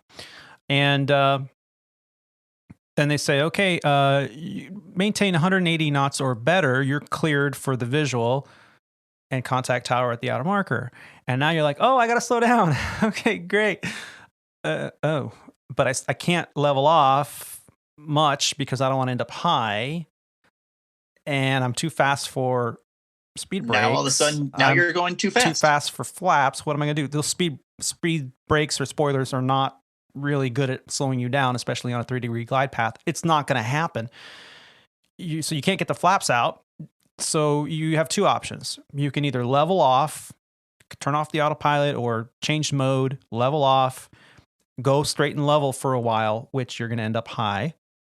Slow it down to the point where you can get multiple stages of flaps out there, and then point the nose over and try to recapture the glide path. If you have enough altitude and it's not maneuvering anything to load either G factor or excessive pitch or bank angles or anything like that, and you can do it smoothly so that grandma on the back isn't getting scared, that's one technique.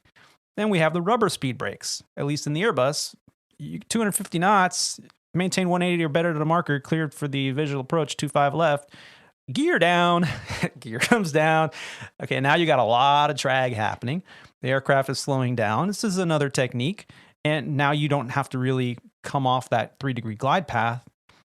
So if you're all captured up, autopilot's coupled on a glide slope, you can get the gear down with the speed brakes, start extending flaps, and the aircraft, if you've done this enough times, you're coordinated, and air traffic control doesn't totally screw you with a very late call on that. That's another technique. Third technique, which is one of my favorites, maintain 250 knots. Roger. And a minute goes by and you're like, we need to slow. Okay. 220 knots or better. Okay, good. So roll it back to 220. We need to slow. Oh, okay. 200 knots or better. Okay, we'll roll it back to 200 knots. And you just play that game with them until they go, okay, 180 or better, you're cleared for the ILS, whatever. And that's really the best technique because you're not allowing air traffic control to dictate. I know they have their needs and their what they have to do, but you also have to be able to be assertive when you need to as a pilot. So those kind of things are the great techniques that we've learned on the line here, as we have decades of experience behind our belts. I know the 737, Rob and Jerry, is very similar in terms of it doesn't slow down very quickly, does it? It's got a very slick wing for sure. Yeah. Energy management. You learn that thing first time you fly it for sure. Yep. And when in doubt, if you're high, what can you do? Dangle the Dunlops. And if that doesn't work? Level change, vertical speed, whatever. Yep. Don't worry. They're not going to send you the bill for the gas. It's fine. Yeah. Yeah. So, Rob, what about you? Your first airline gig. How'd that turn out? It turned out really good. My first airline job was with Sandpiper. And it was crazy because we went through this in our during our initial interview, but I just needed that 100 hours multi-time to get to be qualified to apply for the job, and finally got that on a Sunday night. Sent it out for the email on Monday. I got a response from Sandpiper asking for an interview. Told them yes. They said, "Hey, when can you be here?" I said, "Well, whenever you can get me there." So I was there on Tuesday, interviewed Wednesday and Thursday, or it may have been a day later than that, Wednesday and Thursday, and Friday got the job offer, and they told me that the class started on Monday. So within a week, I was sitting in class, and that's pretty much the only interview I've ever had. Luckily, we've had this great flow through, and so now I'm here at Legacy Airlines, and it's been truly remarkable. I feel very lucky to just have that kind of a progress report for my airline career. It's been so easy, and applied for one airline, got that one job, and here I am. So it's crazy. Yep. Any exciting like what was the first day like? Do you remember that first day in class? Here you are, all polished and clean shaven and good haircut. Yeah. Like, I'm happy to be here. Yeah, it was pretty exciting. I think I don't remember exactly how many people were in my class. I think there was like 12. And about 5 of them were guys coming from the executive side. Mm. So we have to go through INDOC first. So 5 of those guys were were on the executive side, so they had to go through NDOC on the Sandpiper Airways side of the certificate. And so it was nice to have those 5 guys in class, especially when we're going through all the the Blue Book FM1 company op spec stuff, because you could just go to these guys and they were giving you the gouge on everything. And even when it came down to when we got our computer passwords for Sabre and everything, they were like, hey, you guys should put in your captain upgrades right now, because you never know when that'll happen. You never and you know. want to you never know. Yeah. And so I was like, okay, can you show me how to do that? So sure enough, plugged them in there, had them all lined up.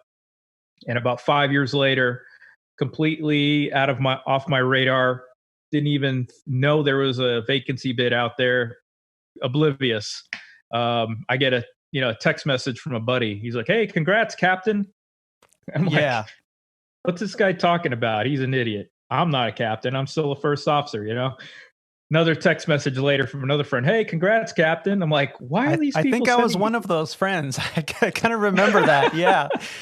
And I'm sure finally, I'm sure what was going through your head was, I'm really rich. Yeah, Yeah. So finally, a friend of mine, who's actually and also a tailwinder, he was 2 weeks junior to me as far as classes and stuff like that. And he's like, hey man, we just got the upgrade for New York. And I'm like, are you kidding me? And he's like, no. And I was like, it's only been 5 years. When we got hired here, it was a 12-year upgrade in a Sabre and ATR. And it's only been 5 years. So I was like, this is hallelujah. Yeah. So off to New York I went. Yeah. And so it's my career. I mean, we've been through the ups and downs, and obviously it's cyclical. So we're going through one of the downsides now, but overall, I've been so lucky and fortunate just to be where I am and have gone through everything that we've gone through, and not really have been affected too much as far as layoffs, furloughs, or anything like that, or displacements. Right.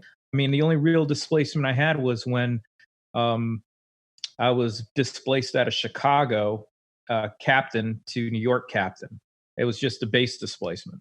Yeah. So, I mean, that was actually, in my mind, that was actually a better move, because I was working my tail off out of Chicago, and just the whole commuting thing was actually easier going to New York than it was going to Chicago at the time.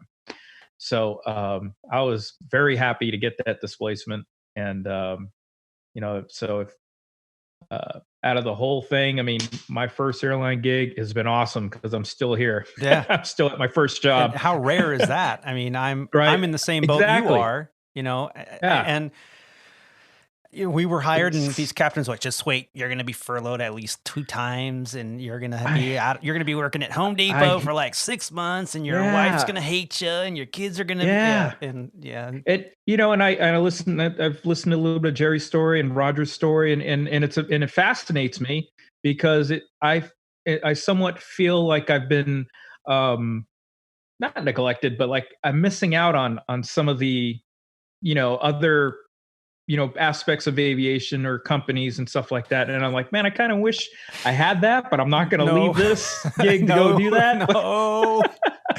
You know what I mean? Not wish that. No, I don't wish that on anyone. Not even. No, it's not good. But oh my God, no. They have so many good stories though.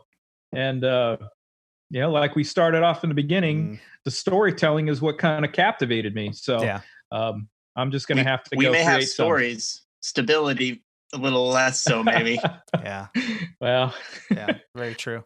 And Jerry, your first airline, we heard a little bit about it in the episode where, you and Ty gave us the whole how you met and new hire class. So, I love hearing the story. I love the fact that you guys are together happily with the family, and, just amazing to hear that. It's not something that you hear often.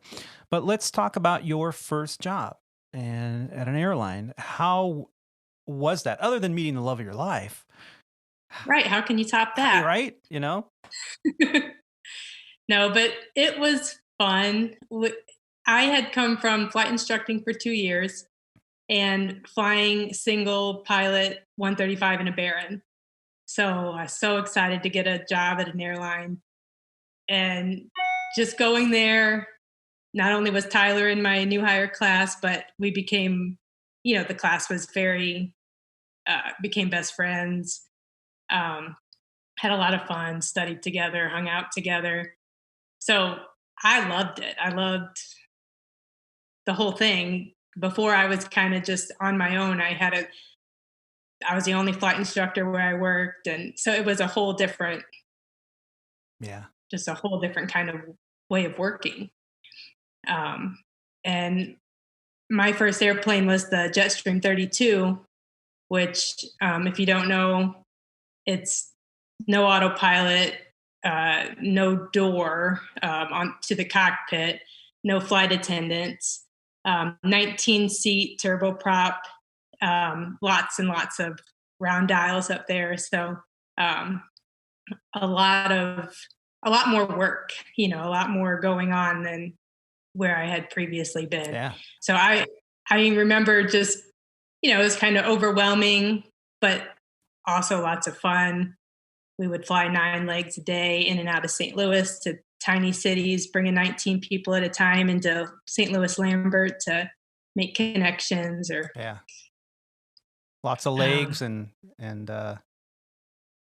yeah, good time, good experience. I mean, you had this new environment, new friends, and I know you and Ty were friends before anything else, but yeah, just what an amazing story to have to go through your initial and you get it there and you're in a turboprop. Just look up a Jetstream versus a Cessna cockpit, a 172, and yeah, it can be very eye-opening, to say the least. It's like that shot in Airplane where they just pan across the dials forever. Yeah. It was fun though. It was a fun, I was young. I could do anything, I felt like, so it wasn't, it was,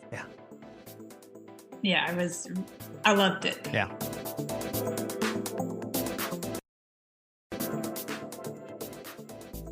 So here we are talking about our experiences, our very first experiences when we were, in general aviation, our first experiences as a flight instructor, and our first experiences with an airline or our first major job. Let's talk about one of the factors of aviation that are commonly misunderstood, and that is our first experiences with the dreaded crash pad. Yeah. You know what I'm talking about. That dingy apartment in a major city not too far from an airport or ground transportation, where us pilots, especially when you're low on the totem pole and on reserve and you need a place to stay because you have a 5 a.m. sign-in and you live 1,800, 600 miles away from your home base, you have to fly in or commute. Well, if you can't commute in the day of, hotels get very, very expensive, especially if you're in a major metropolitan area like New York City or Los Angeles. And if you're not willing to pay $100 to $150 a night for a middle-of-the-road hotel, if not, I dare say, a cheaper one, then you're probably better off finding yourself, as an aviator, a crash pad.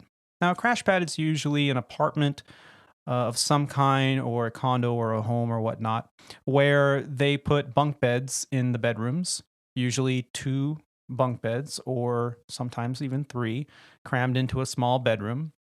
And you go there, you rent the bed.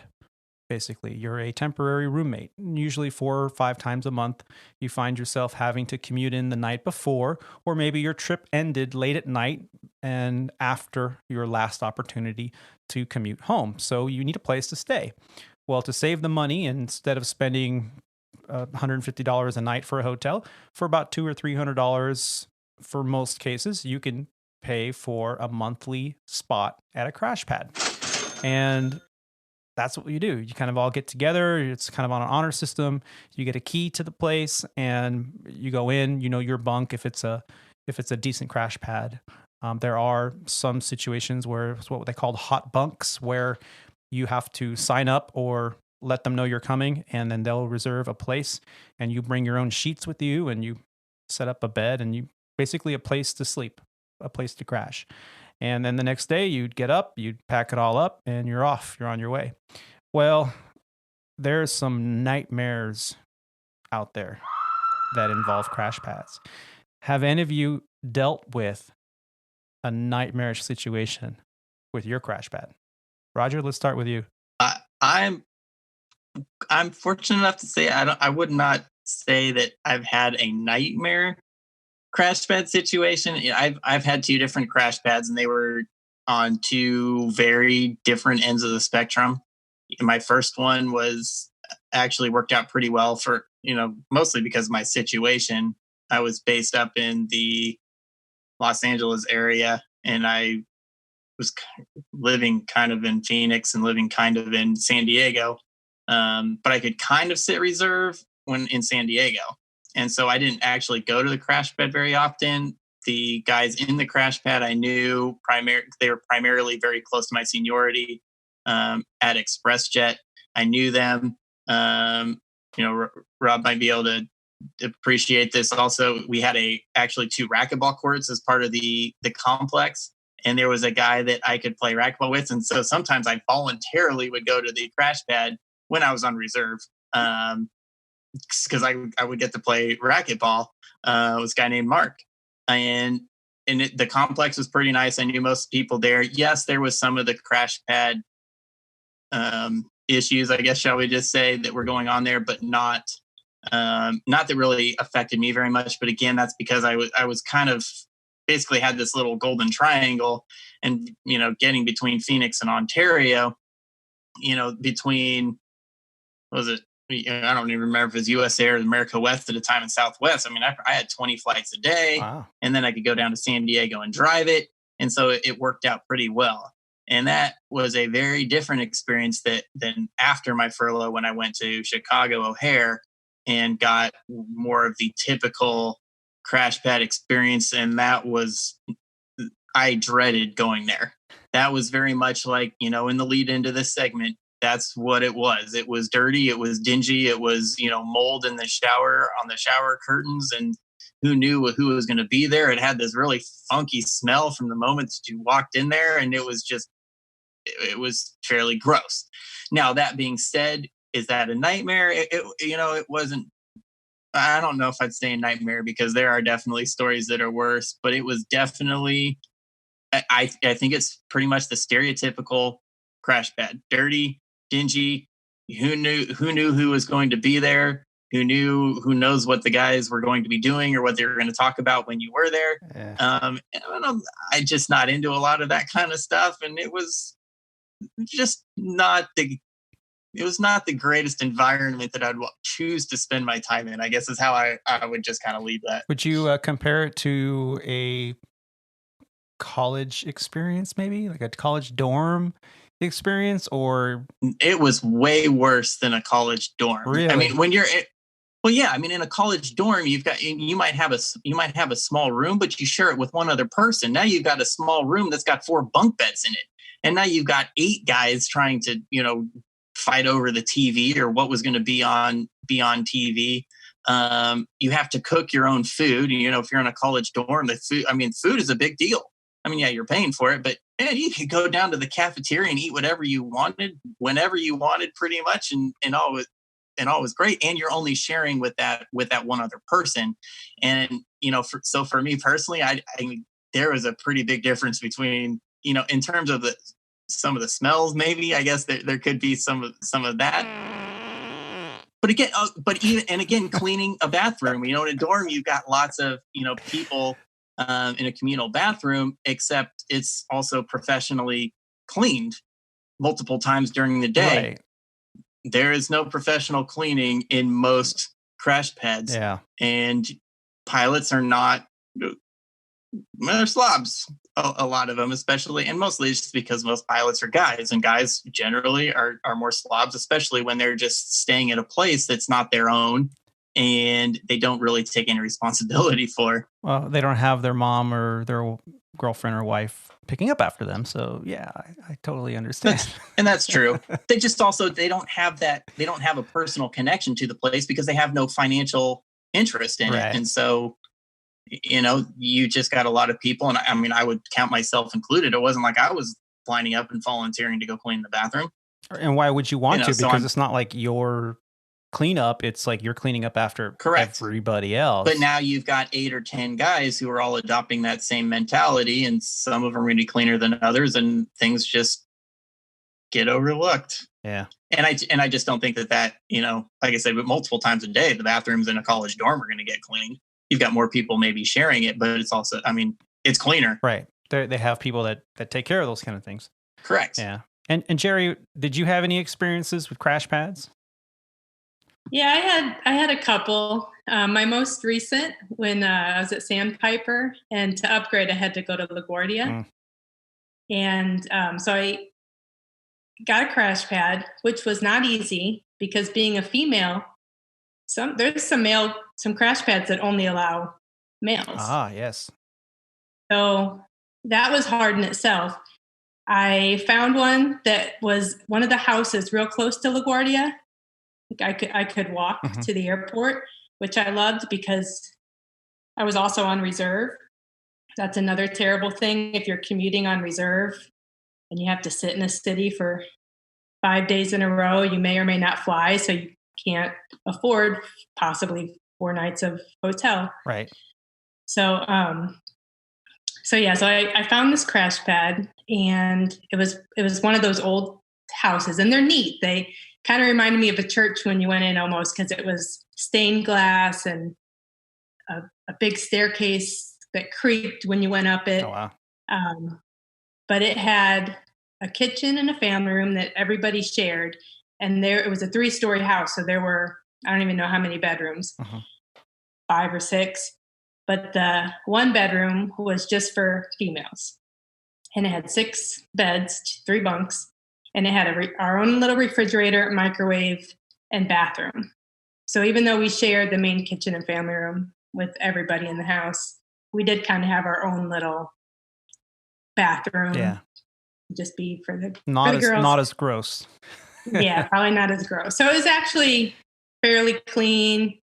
Good company. We'd go hang out in the family room and hang out and stuff like that. The worst part about that crash pad for me was when I would walk to and from the airport, if it was early or super late and you're in LaGuardia, and it's like 0.3 for me to walk to the bus that will pick you up and take you the other 0.2 or 3 to the airport. And it was a free bus. It was an airport bus. I couldn't justify paying $10 for an Uber. Right. And if it was midnight, I would debate, should I walk? Should I get an Uber? Right. And sometimes I would walk, and I would just hold my phone out ready to call for help if I needed to. Right. Yeah. And that's another thing that people don't really talk about it. I know that my wife, she has a pepper spray keychain, and, and we even have one for our daughter. Not that it's something that we absolutely have to have, but there's a level of comfort in knowing that in the event that she's walking to her car from the store, and they do really well trying not to be out at nighttime when it's dark. All the errands they try to run during the day, because there's always a level of safety that they need to keep an eye on.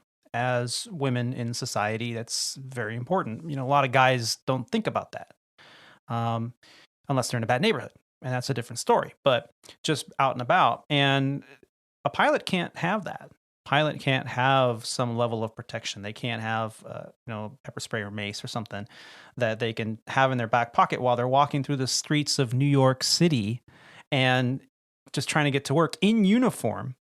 Yeah, with bags and so of course, looking like you got all kinds of cool stuff. Right. It's like, oh, I like your hat. Give me your hat. Excuse me? Yeah, I've heard of these things happening. And so as a woman, there's that heightened level of, okay, I can't control my schedule. I'm going to have to walk at night. And do I take an Uber, like you said, or do I walk a couple blocks to the bus stop? And then who's going to be at the bus stop? And So yeah, there's a whole level of things to think about in aviation that most guys don't think about, most pilots don't think about as male pilots. So it's really interesting, and thank you for sharing that, because it's really interesting to hear that and that perspective as well. So the crash pad itself, though, I mean, it sounds like you had a pretty sweet deal there in LaGuardia. Crash pad was nice. It was clean, and yeah, like I said, good people there. So the actual crash pad experience was good. And usually there were only, out of the 6 women, there were usually only 2 of us there at a time, most of the time. Yeah. So yeah. There were signs though that said "Do not open the door for anybody" posted all over the house. Oh, good. Yeah. I guess people had tried to get in before that weren't. Yeah, knocking, going, oh, I forgot my key. Yeah, right. There. Mm-hmm. Yeah, because you don't know. You have no idea who your roommates are. It's not like they're the same people month in, month out. It's a crash pad. So one person might be there 1 month, a week even. One person might have been there 6 years, but only used it once every 2 or 3 months because they just like to have it as a safety net. Mm-hmm. And you may have never seen them before. And so, yeah, there's a large area of trust and security. You're not just going to go open the door if somebody comes knocking, because and another thing to think about, if you're a crash pad full of guys and someone comes knocking at the door that shouldn't be there, again, hey, what are you doing? Get out of here. Oh, what's going on? Next thing you know, you got 4 pilots coming at you, okay, great. But if you're at a crash pad that's primarily or only women that are at that crash pad, that's another complete subject of security to talk about and to think about. Yeah. And then I spent my other little crash pad experience, which was short, but Tyler and I were both based in Richmond, and we had lived there for a time, but then we were going to be moving back to St. Louis. Mm-hmm. And just commuting for a short, I don't even remember how long it was, a few months. So we got a camper, and we did the whole camping in the employee parking lot. Yeah. So that was fun. Do you still have the camper, or did you sell it when you didn't need it anymore? No, we sold it years ago. Yeah. Yeah. You remind me, I was flying with the former chief pilot at Los Angeles International for Sandpiper back in 2000 and I want to say 11 or 12. And he was on the line flying a little bit, and I got to fly with him for a trip. And he was telling me how back in the day, there was a RV park or a campsite that had long-term camping available really close to Los Angeles International Airport, which is no longer there. But that's what he did. He bought a trailer from another pilot who was selling it and say, I don't need it anymore. You want to buy it? You can use it as a crash pad. It can sleep 4 people. It's got a little bathroom in it and a water heater and electricity, and it's got all full hookups, and it's great. And so he's like, yeah, I'll buy it. So he bought it. But he noticed that one person would take the shower and it'd be out of hot water. So being the, relatively technical person that he was, he went out and bought a 33-gallon metal garbage can. In the old days, they had the metal garbage can. And he put a couple cinder blocks in the bottom of it. Then he bought one of those under sink water heaters. It was like a 15-gallon water heater. It was much bigger than what came equipped in his trailer. And he put that in there, and it was an electric water heater, and he piped it all so that the water heater for the camper went through this 15-gallon water heater, and they had at least enough water for 2 or 3 showers, or at least it would heat up much faster than the little camper water heater. And he's like, yeah, we never ran out of hot water again. And he goes, and I love that thing, and I had it for years. And then finally he ended up selling it. And I thought, man, that's a great idea. But the hard part nowadays with the development that's happening is to find an RV park close enough to the airport where you can, but now with Uber, who knows, but close enough to the airport that it's inexpensive and you can buy a trailer and park it. But really cool idea. And thank you for sharing that, because you absolutely reminded me that. I don't know that they would allow a camper in the parking lot today, but back then. Yeah, no. There used to be even a few years ago, there was at one of the remote parking lots at Los Angeles International, employees could park an RV there. You couldn't hook up to any of the services. There were no services, but you could park it there. You paid a little more monthly than you would for a vehicle, and they got rid of that completely. And now when you fly over the South Complex in Los Angeles on the usual or typical approach to 25 left, you do see that there's a parking lot just north of the Proud Bird restaurant, and there are a bunch of RVs and now I guess some automotive manufacturing, transportation dealers are parking a lot of brand new cars there as storage. But there are trailers there, and I inquired about it, just kind of curious, and the airport authority indicated that that parking lot was closed to employees and is only available now to the construction workers that are working at the Los Angeles International Airport. So that's their trailer lot for that. Rob, you've got some Crashpad stories, do you not? I do. However, I was reminded through all Roger and Jerry's story about it wasn't my Crashpad story, but it's a good one though. So when I was a check airman at Sandpiper, got this brand new student, and one of the first things you do as a check airman is, hey, I need to see your medical and your certificate and make sure all the numbers look right and everything. So he takes out his wallet, and he takes out his medical certificate and his temporary ATP certificate, and it is completely soaked in water. Like when he peeled the pages apart, the ink was just, ran over everything. You couldn't even read it anymore. And I'm like, dude, you just got this like 2 days ago. What happened? Hell? Did you leave it in your jeans in the washer and the dryer? Yeah. And he goes, no, I honestly, I didn't know it was like this until just now, but I commute to Dallas, and instead of buying or renting a crash pad, I decided to buy a sailboat and use that as a crash pad. Well, I bought the cheapest sailboat I could find, and as you know, it rained last night, and come to find out the boat has a lot of leaks in it. Oh, crap. So oh man, so I was like, wow, well, that's a new one. So it was a teachable moment, right? So I said, hey, let me teach you now how to get a replacement certificate from the company, and you can still fly if you lost it. Right. So it was actually a pretty good moment. So that was a kind of a funny crash pad moment, I guess, for somebody else. But my particular crash pad story takes me back to Chicago around the 2011, 2012 timeframe. So I was a new captain, and let's see, I was looking for the cheapest, most dollar efficient, place I could find. And it just so happened to be the second stop on the blue line, second or the third stop, the Cumberland stop on the blue line. Yeah, Roger's doing some fist pumps there, so he knows exactly what I'm talking about. Yep.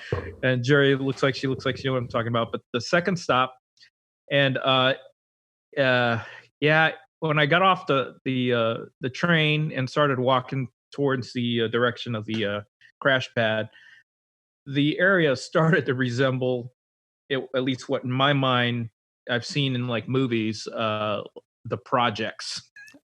Shirts are strung from window to window across the way, and broken down cars with low riders, and I'm like, oh my goodness, this is nuts, But hey, this is what somebody recommended I do, so I walked into this place, and Jerry, my stairs were old wood and crickety too as I walked up into this place, except it wasn't like grand with stained glass. It was like, gunshot holes in the wall and, rat traps in the corner. Oh my God. I'm like, dude. So I get up into the place, and it is just horrible. I mean, first of all, it hasn't been updated since probably the 1970s, maybe the 80s. The floor's linoleum, and it's curling up in the corners, and right in front of the stove. There's burn spots on the floor from things, probably frying pans falling. It's got the old refrigerator. It's like the rounded edges. It's got the big lever you pull. Oh, that's and cool. It opens up and it's all frosted inside. You're like, woo, this is old. And then you walk into the living room and there's just broken furniture everywhere and stained cushions. And I'm like, it'll do. So, hey, for $125, I'm like, hey, I 125 in Chicago. You're like, yeah, oh, $125. I'm like, hey, this can't be that bad. I'm not going to be here that often. I just need to sleep in this bed, which was a hot bunk. So I kept I kept my pillow and all my sheets in a spare suitcase. Yeah. So whenever I left, I just packed it in the suitcase, put it in the closet, and then whenever I needed to stay there, I came in and took it out and made my bed. And so that's the place that I had. The only saving grace about that place was there was an LA Fitness workout center right around the corner. Yeah, I know the one. And so I was a member. So hey, I was there all the time. They had some really good food in the area. Yeah. And for running, they had that deer park. Mhm. When you're on final to what is it, 28 Yeah, Center the woods or 27? there. Yeah. Yeah, you can go running through the woods there. And that was literally like maybe 200 yards from the Crashpad. So whenever I had to stay there, hopefully it usually was really short. And then if I did have any length of time there, I was either out running or I was at the LA Fitness and stuff like that. But I remember one summer, and I forget which summer it was. It was one of the hottest. The whole country was experiencing a heat wave, and Chicago in particular was having a really bad time with it. They were having grids were going out. Electrical grids were blacking out in the city and everything like that.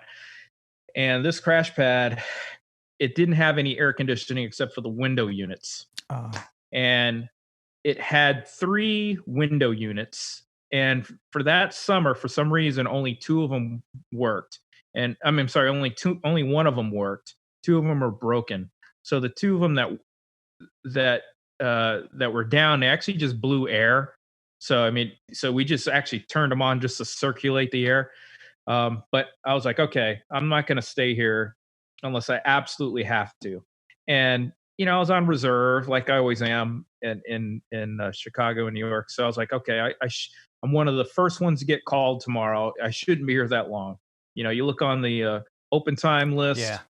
For sure, I'm going to get called for this 4-day trip. So it's going to be great. Just spend the night, 6 hours max sleep, and just get called and go on this trip. Well, here I am sleeping. It's like 90 degrees, and I'm in the bed. And I'm just like sweating, and I'm like, oh, this is horrible. So I go get some washcloths and soak them in cold water, like put them on my head, just try to get some relief, and then go figure I didn't get the call the next day. So I'm like, oh my God, this sucks. So I left and went to like the nearest, like the LA Fitness, and went in there and worked out and, just took in some of the air conditioning. But that whole experience was just miserable. Yeah. And I think the owner was based in Florida. So he never really checked in on the place. And if you sent them a text message or something like that, say, hey, the air conditioner's broke, you need to get it fixed. He's like, okay, Yeah, sure. I'll fix it. I'll get right on that. A month later, Yeah. 3 air conditioner units show up when, the temperature drops by 30 or 40 degrees and you don't need it anymore. Of course. Yeah. So anyway, that was but it's something I kind of had to do. I guess I could have upgraded anywhere along the way, but man, I was just trying to pinch every penny that I could. And We're cheap. I am cheap. And for 120, we all are, for $125, like, sweet, I could do. I was in the military. I lived in dorms the whole time. And, we shared common areas and bathrooms and all that stuff. And I can relate to what Roger said, where, you had to, who's going to clean the bathroom? you'd have to step up and do it yourself if you wanted a clean bathroom. Who's going to replace the toilet paper? Like, all right, you got to go You had toilet paper? get the toilet paper. Right. So, Gets I mean, rich. that's, it was, that's kind of how it was. Yeah. And, I made do with it. And there was never any more than maybe 4 guys in that place at any one time. Most of the time I was by myself.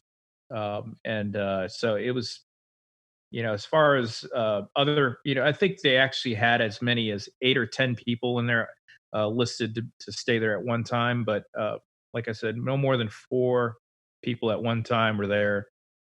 So yeah, I had it a similar worked out. kind of experience. And most people with Crashpads or that have had to deal with Crashpads commuting into a major city. And, most people go, why don't you just move? Why don't you just, move to the city where you're based? It's like, well, Yeah. I might get moved 2 or 3 times in a year especially at the beginning or until I get to where I want to be. That might be the only place that my seniority can hold. And who wants to go live in New York City? How can you afford to live in New York City when you're making at our time, in our day, $20,000, $22,000, $25,000 a year for compensation? And this is, carrying along for most people, student loans or aviation loans or whatnot. So every penny counts. It's not that we're cheap per se, although we are, because we've But you developed just don't want that. to waste money if you don't have to. We've for sure. had to be that way for many years, especially at the beginning of our careers, and it starts from day one when you're a private pilot, because it's very expensive to learn how to fly and rent an airplane and pay for an instructor and all your books and aviation headsets and all your tools and gadgets and gizmos, and so all that stuff costs money. And so when you're not making that much, especially at the beginning of your aviation careers, you've got to be penny pinchers. I remember I've had 4 Crashpads in my history in aviation thus far. Hopefully, I won't have to have Crashpads or commute, but with everything that's going on, it's looking like it might be inevitable if I'm not able to hold Los Angeles, and if I still, am working here without an interruption of furlough of some kind in the future. I have no idea. But my first Crashpad was my first month with Sandpiper at my first regional, my first opportunity to work for an airline. My first day on the job, I think I talked about it in my very first episode, or at least one of those first episodes of Squawk Ident, where, we had to go around the room and we had to say, hey, where are you all from? To stand up and state your name and where are you from? And I was in the back of the room, and everybody was standing up and saying they're from here, from there. And I stood up, thinking, my name's Anthony. I'm from California. And the instructor goes, California? I didn't know we still hired people from California. And I mean, the whole class laughed and turned around and looked at me, and I'm like, why are you picking on me? Like, whatever. So then he was joking around, he's trying to break up the monotony. And he's like, well, I guess you're here now. Welcome, And I was like, holy shit, And so that was kind of like my first experience and again, fire hose and all that. And once I was done with all of that, I was based in Chicago, living at the time in Los Angeles, and I had to commute. And being on reserve, first month or two at least, some people for years, but I was very fortunate.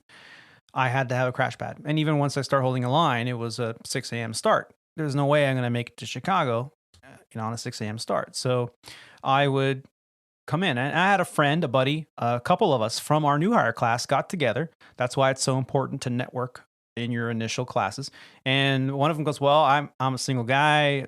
Everything I own fits in my car. I'm just going to get an apartment. Who wants to split an apartment with me? And so they had a couple guys. They bought a 2.5 bedroom. There was like a den with a door, no closet. And it was like a 5-foot by 10-foot room. It was very small. And I'm like, well, hey, I need a Crashpad. Instead of getting a Crashpad, you want to rent that room to me and I'll furnish it? Because it was an unfurnished apartment. They were going to live there. And so I went to IKEA. I bought a bed and, a little foot locker, and there you go. That's all I needed. And that served me well for at least 6 months. And then I started to hold a line where I didn't have to get a Crashpad. I could commute in the day of, and it was great. Great quality of life, not having to deal with riding. We had to walk like 5 blocks to the Blue Line train in order to catch the train. Then it was like a 45-minute train ride because they wanted a place closer to downtown. So not the best, place to be walking, especially at 4 a.m. People are coming out of the bars and nightclubs, and I'm in uniform trying to get to work. Hey, pilot, what are you doing? Oh, shit. And I can only imagine being a woman having to do that at 4 a.m. through a town like Chicago, and these youngsters are coming out of the bars drunk and wanting, oh, you're in uniform, you're a pilot or a cop. I don't know. Just keep walking. Just keep walking, keep your head down, keep walking, Yeah. right? So that was a relatively positive experience. Then I upgraded. As Rob, you mentioned, New York was the first opportunity I had, and I was a co-domicile between JFK and LaGuardia, and I knew there was one person beneath me on the seniority list as a captain, and he got a crash pad in LaGuardia. And he said, I'm going to bid only LaGuardia airport standby, because I know I'm going to get it. I might as well bid it. So he would bid the whole month as airport standby. And he got a crash pad, probably really close to where you were, Jerry, like not even half a mile from. He would walk to this is how slick he is. He would walk to the airport terminal, go to the operations, sign in on the computer, because you couldn't sign in via a cell phone back then. He'd sign in on the computer. He'd look at what's open in open time trips. He'd see that there was no open time trips. So he would walk back to the crash pad with his cell phone in his pocket, because crew scheduling had to notify you via cell phone. And he'd fall back asleep with his phone on him. And then if they called him, he'd go, okay, I'll be right there and be there in 10 minutes. But he was sleeping in his bed, not airport standby. So it was a perfect scenario. Close enough. Yeah. Yeah. For me, I knew that I was the number 2 guy, and I knew that he was going to do that. And I was like, fine, if you're going to do that, he had the crash pad already set up. I said, I'm going to find a crash pad closer to JFK, which are a little harder to come by. So I ended up in Kew Gardens, and I ended up in a crash pad. I was pretty good. Was it clean and, spacious? No, it was cramped. It was barely furnished. Everything was dirty. There were stains everywhere. The kitchen was like a third world country kitchen with broken. You didn't cook there. You just couldn't. And that was not a bad experience. But then I got back to Chicago, and I needed a crash pad. And I didn't really know anyone. A lot of the crash pads were full at the time. I ended up in a penny pinching crash pad, $125 a night. Probably, it might even have been the same one that Rob experienced, because it was the most disgusting thing. The owner was I think he was a Vietnamese man in construction, had nothing to do with aviation. And he turned this 2-bedroom, 1-bath apartment with 2x4 furniture and broken everything. No toilet paper, nothing. You had to bring your own everything. Bring your own sheets and everything. It was not a hot bunk, but the mattresses still had the plastic on them. And when I'm like, well, I'm going to take the plastic out. He goes, no, don't take the plastic off the mattress. I will charge you for the mattress. The plastic stays on the mattress. Why? Wow. It's going to get really hot. It's uncomfortable. Every time I move, you're going to hear plastic. This is not acceptable. He's like, well, I don't want bed bugs. The plastic stays on the mattress. Okay. So, you wrap the mattress with as many blankets underneath your sheets as possible, but it was a sweat fest. Okay. And it was, oh man, it was supposed to be not co-ed, but it was co-ed. And so the bedrooms, one of them had 2 bunk beds in them. And that's the room I got to be in. The other bedroom had 4 bunk beds in it. So do the math. When everybody was there was no room to stand up. And the bathroom being the smallest thing you can imagine, with no supplies whatsoever, no cleaning supplies, no nothing. I mean, you really dreaded going in there to rinse off before you had to go to work, because first you had to be quick because you had somebody pounding on the door, and second, you had to everything and take the toilet paper with you, because if you don't have your own. So I'd have a little foot locker at the end of the bed, and I stashed a bunch in there. But if you didn't lock it, when you came back from your trip and you had to use the crash pad, and then you go to grab a roll of toilet paper and it was gone, somebody took it. So nightmare, absolute nightmare. So a friend of mine said to me, hey, I'm starting my own crash pad. I'm not going to put up with this shit. I've heard your stories. He was in a different one, similar situation. So he says, I'm going to rent a place. I'm going to sign a lease for a year. The owner's well aware I'm a pilot, and I told him I'm going to put in some bunk beds and I'm going to make a crash pad out of it, and they're okay with it. And so that's what he did. And he says, hey, why don't you come in and help me manage it? I'll give you, a really good rate, and you help me with the tenants when I'm not there. You're there, and help me fix it up because it needs paint, and stuff like that. He completely decked it out, put in nice big brand new TV. I did the work because I was on reserve and not getting called, so it's not like I could just go home for the night. So I was there and I was painting and putting up aviation art and frames and stuff, and nothing too expensive, all on a budget. But we had a backyard. He bought a vehicle. There was a car in the garage that he and I could use to run to the grocery store and take tenants to the grocery store once or twice a week whenever we were there. Hey, grocery run later today if anyone wants to go. That was the nicest crash pad I think I've ever been in. It was just as nice as my own home, and it was really a pleasure. And across the street from a park, it was 3 exits on the blue line there in Harlem exit. And my friend still runs it to this day, even though he's rarely there. And if you see the pictures, it's got its own Facebook page and everything. It's a beautiful, beautiful crash pad, and a huge vetting process to get in. I think we talked about that in the last show or a couple shows ago about getting into there. But it is a absolutely night and day experience between what most of us go through when we deal with crash pads and what's out there. And he's not alone. I know of quite a few people in the Chicago area that run crash pads, and they're just as nice. One even has a gaming room in the basement with Xbox and PlayStation and all that stuff for pilots, to use. So do your research. They're kind of not necessarily something that the city wants a tenant to have because it deals with occupancy issues.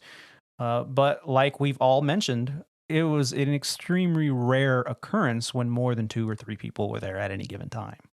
So, and you're roommates, and that's what you have to deal with.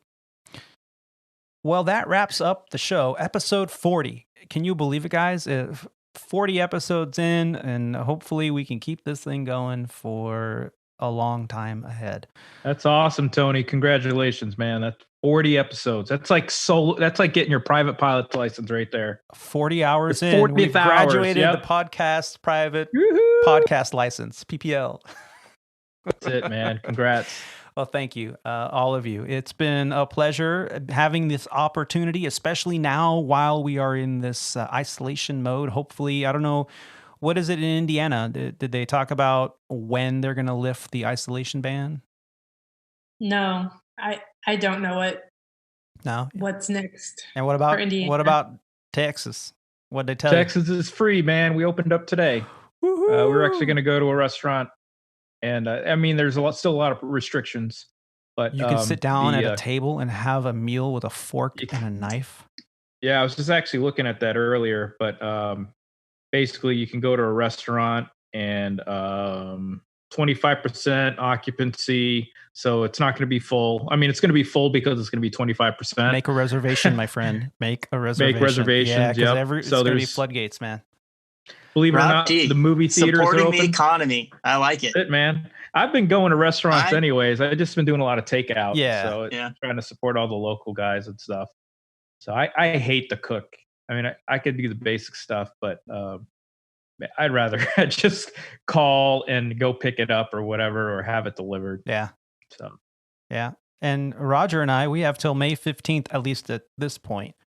For the at least the rollout of the reduced. It's going to be a reduced opening. I don't think they're going to open everything up at once. They're going to do just like restaurants and some non-essential establishments. But it's important that we get out and we socialize. And this has been a great opportunity. It's a substitute to the real thing, and I can't wait until we have the opportunity for a meetup, whereas maybe we all can get together and meet up somewhere and have a remote studio. I happen to have a 15-foot canned ham vintage trailer sitting in the side of my yard that we recently purchased just last year with intention to remodel it. And once it's remodeled, I will have a portable Aviator Studios sound studios inside, and maybe an air show near you in the near future. I'm thinking maybe Chino might be in order for a wonderful time to record a live show from an airport. Once all this COVID thing kind of starts to settle down. So I look forward to having that opportunity with all of you and with the listeners. So stay tuned. There's a lot coming up in the year 2020 and the years ahead, and I hope to share them with all of you. So you guys, thank you. Rob, Roger, Jerry, thank you so much for being a part of episode 40. I had a wonderful time. Thanks, Tony. Yep. Thanks for having us. Thanks, Tony. I appreciate it. It's great to be here. Thank you. Well, ladies and gentlemen, that concludes episode 40 of Squawk Ident. I hope you enjoyed the show. It did run a little longer than we wanted to, but we had so much to talk about, and we really enjoyed sharing it with you. I want to take a moment to thank the frontline workers, the doctors, nurses, pharmacists, EMTs, medical techs, firefighters, law enforcement, grocery store employees, truck drivers, Amazon workers, and of course, all of the airline employees out there that show up to work every day to provide essential service. I'm starting to see a little bit more traffic at the airport, and this might just signal the beginning of the return of air travel in the United States. I want to also say thank you for listening to Squawk Ident. Please visit our website at aviatortony.com. That's Alpha Victor, the number 8, Romeo Tango, Oscar November Yankee.com. There you can check out episode cover art, episode archives, photos from the flight line, the pilot shop, and cool Squawk Ident gear. And you can leave us comments and audio feedback as well. If you're on the social media accounts, Facebook and Instagram users can search Squawk Ident Podcast. And Twitter users and YouTube users now can also search for Aviator Tony and Squawk Ident. Check it out. Check out the YouTube page. We're putting up little promo videos there of the Squawk Ident podcast from the recordings, and we do hope that you enjoy them. Finally, if you're listening on Apple Podcast, it would really help us out if you could just take a moment to make sure that you subscribe, listen to the show, and leave some feedback or write a review. That really does help us with the standings with Apple Podcasts. And one final thank you to Rob D, Roger, and Jerry for bearing with me and recording over 3 hours worth of footage that thankfully I was able to edit down quite a bit. We thought about cutting this episode up into 2 parts, but we figured you could always pause and come back and listen to it later. And since we were on a roll, we just kept going with it. So please do reach out and tell us what you think. We do appreciate it. And finally, I just want to say thank you for taking the time to listen to this grateful aviator. Keep the dirty side down, be safe, and take care of each other.